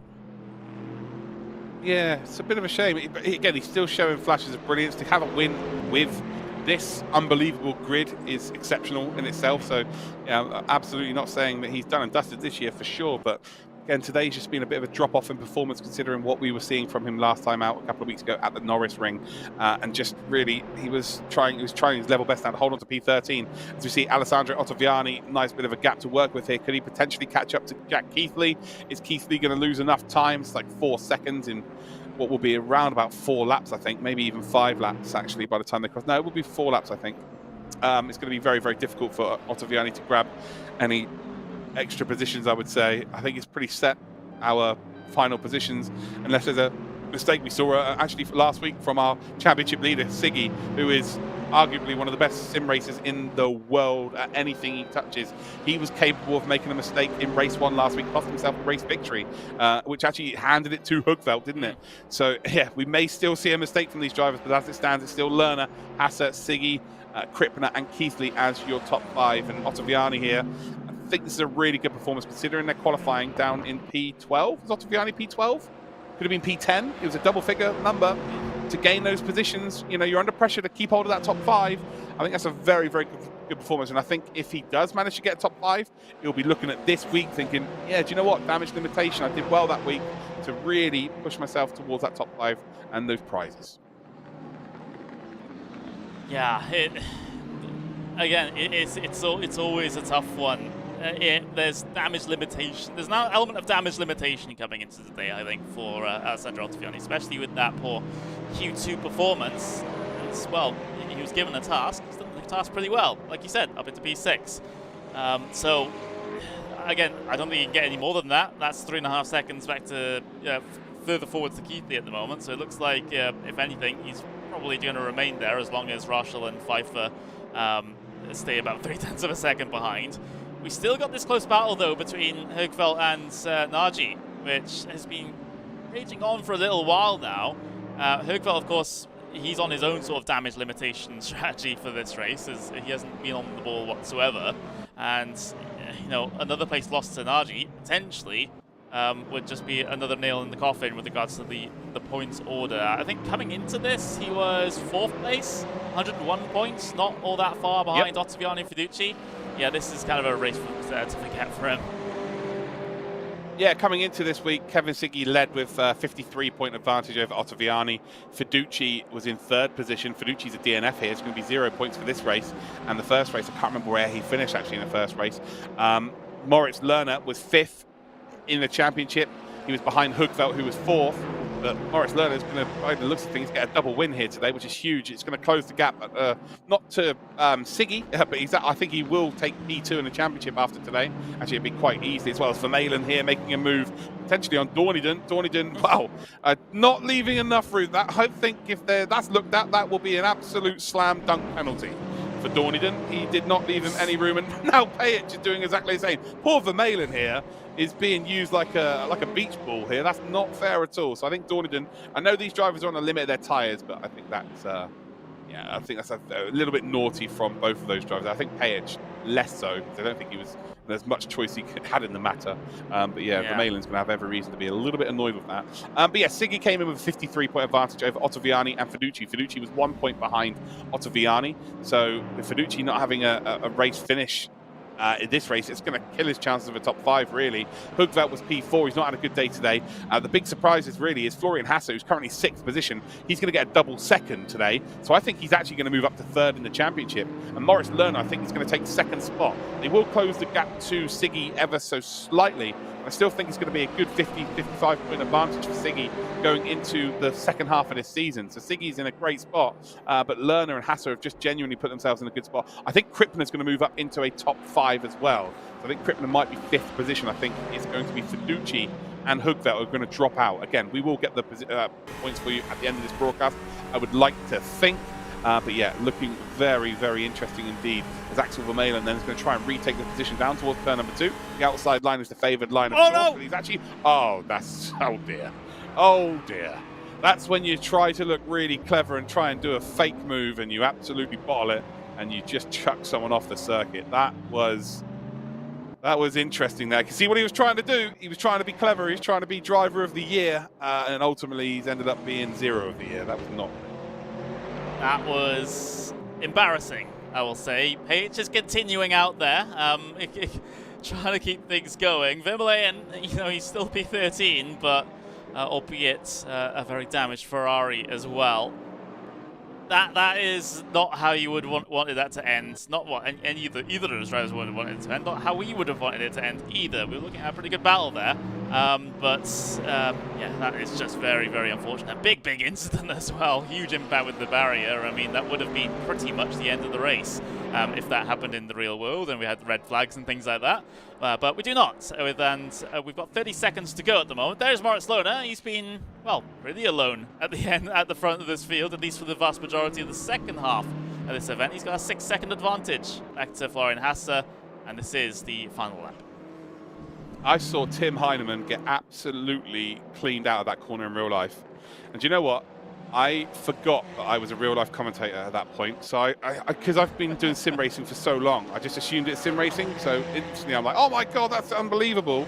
And then I was like, hold on. They're real drivers. They might not be okay. Yeah. So instantly I was like, oh no, what's going on here? Like the Aston Martin, it was a KTM that wiped them out by missing his braking point. I think it was a brake failure in the end. And Tim Heinemann got hit so hard, and then Aston Martin, it ripped his driver door off. Högfeldt. Yeah, it was the Högfeldt spins no. under pressure from David Nagy, and he's going to lose a bunch more positions and more crucial points as Lohner rounds the final corner. Yeah, bad day for Högfeldt. A really good day, though, for Moritz Lohner. He is our DTM Esports current champion. He's the reigning champion, and he had a bad week last time out at the RaceRoom, but today it's a double win for Moritz Lohner. He's got the #1 on his car. He is #1 today here at the Lausitzring. Incredible performance. Florian Hasse as well, a double P2 for him. And Kevin Siggy's a double P3 for him. Krippner will pick up P4 here as well. Jack Keithley, not been in our screens all that often today, but he is the lead driver outside of the BMW Ferrari manufacturers, and they have been the two fastest today for sure. He will pick up a P5. Ottaviani, this is a damage limitation week, and he absolutely has limited the damage today with that P6. Great from him. His qualifying wasn't great. Rachel then is going to be in P7. Pfeiffer is going to be in P8. We've then got Isaac Price in P9 with move of the day, a double overtake down in towards turn #2. Alexander Dorniden then will finish in P10 in that number 69. Nice. Nagy then is in 11th position. for Vermeulen in 12th. We've then got Högfeldt and Dinya in 13th and 14th. Mosin, Pajic, we've got in 17th position. Well, we're about to find out here. Here's your official results then. So Moritz Lohner does take P1. Florian Hasse does indeed take P2. Kevin Siggy does indeed take P3. So congratulations to those three. That is your podium. Krippner, Keithley, Ottaviani, Rachel, Pfeiffer, Isaac Price, and Alexander Dorniden are your top 10. We've then got David Nagy, Vermeulen, Högfeldt, Dinya, Mosin, Pajic, Fox, Peringa. We've then got Bodin and Whitvet as your top 20. A lot of DNFs here. Rudinger, Rodriguez, Fiducci, Markovic, and Wanner are DNFs. And then we have Pliska, who was DQ'd before we even got going. Wow. Okay. What a race, Connery. The front three, again, Moritz Lohner. It was indeed Hasse and Siggy. Those three were the stars of the field today. They didn't look like they were being beaten. Krippner gave it his absolute best. He tried a different alternate strategy to everyone else. It nearly worked out, but Siggy proving that the Ferrari probably didn't quite have the pace today in terms of the BMWs, but still able to get two huge results. And Moritz Lohner, well, he's back on top. Yeah, the resurgence of Moritz Lohner, shall we say, definitely back to where we know he's capable of being at the very, very front of these races. It was a relaxed day, I think, for Lohner. The only real drama that he had was perhaps things getting a little bit closer than we thought in the pit stops, but then again, he had the fresher tires for the end. He was able to pull away, so it ended up just not being a problem. And when you have a day where your worst drama is they got almost within a second, I think you've had a pretty good one. Yeah, absolutely. Could not agree with you more there. We are going to have the official standings for you very, very shortly. Remember, if you want to win yourself a DTM 2021 RaceRoom pack, courtesy of RaceRoom, again, thank you to those for giving us some codes to give away today. Head to Twitter, #WeLoveDTM. Just do #WeLoveDTM. Maybe tell me who your favorite driver is of all time, and I will pick a winner after this little commercial break. Auto Hero ist dein Online-Shop für Gebrauchtwagen. Wir verkaufen nur Autos aus unserem eigenen Bestand. Jedes ist von unseren Kfz-Experten general überholt und rundum aufbereitet. Und du erhältst 1 Jahr Garantie. So unbeschwert kann Autokauf sein. Finde jetzt dein Auto bei Auto Hero.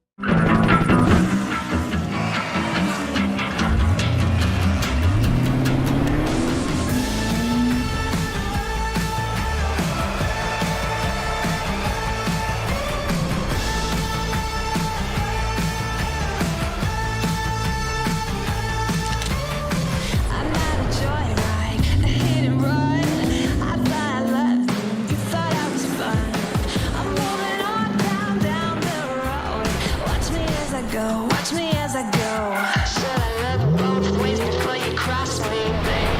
'Cause I don't break the voice. I'm moving on. So sad, let's be on my way. Let's have a look. I'm moving on. I'm moving on.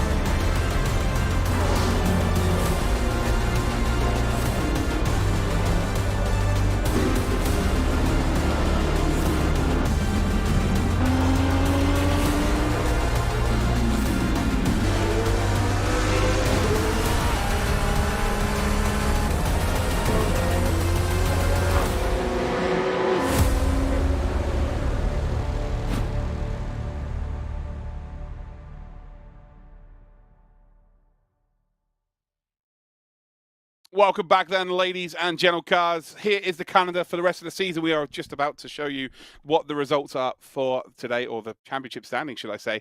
We've already done Imola, we've done the Norrisring. Today we've done the Lausitzring. We've only got a 3-day turnaround, and we head to Spa-Francorchamps on Sunday evening. So make sure that you're around 6 p.m. on Sunday evening BST. And if you're in Europe, it is 7 p.m. If you're in America, it's at some point in the afternoon. Yeah, great times. It should be good. So yeah, make sure you use the hashtag #WeLoveDTM all on the social media. Winner of our giveaway, the final giveaway, will be Wooter Girl Pino. So if you could send me a DM on Twitter at ActRollVision, I will get that sent to you. They sent me a picture of a DTM race starting. The picture isn't quite close enough for me to see exactly where it is. But yeah, they sent me a nice picture there. So using the hashtag #WeLoveDTM, thank you so much to RaceRoom for giving away some codes during this as well. Anyway, you guys are sick to death of hearing me. Now it's time to see exactly how the championship looks after 6 races this season. We're at the midway point. Fastest lap award goes to Moritz Lerner with a 1:31.599. That is super, super quick. But look at this then. Kevin Siggy leads the way with 220 points, but the gap is now only 45 points to Moritz Lerner. Florian Hasser moves up to 3rd position on 155. Alessandro Ottaviani is on 149, and Gianmarco Fiducci holds on to that top 5 with 130. Leonard Krippner has announced himself in this championship today with a couple of massive results, has moved himself up into P6 here. Hoogveld drops out of that top 5. Jack Keithley couple of results away from maybe pushing towards that top 5. And I'm telling you, ladies and gentlemen, if you are not used to being in the top of a championship and you're not used to getting across that finish line, having someone like Jack Keithley ready and waiting to take advantage of your mistakes, he is the driver you do not want to be there, that's for sure. Isaac Price, he is in P9, very similarly to Jack Keithley. They are twins, of course. And then we've got Adam Pinches. There's always a Hungarian. So that is your standings. We are back on Sunday night for the next one for the DTM Esports 2022. I've been Luke Crane. Connery, I hope you've had as much fun as I have. You've been superb to work with. And, well, we are going to see you all on Sunday, aren't we?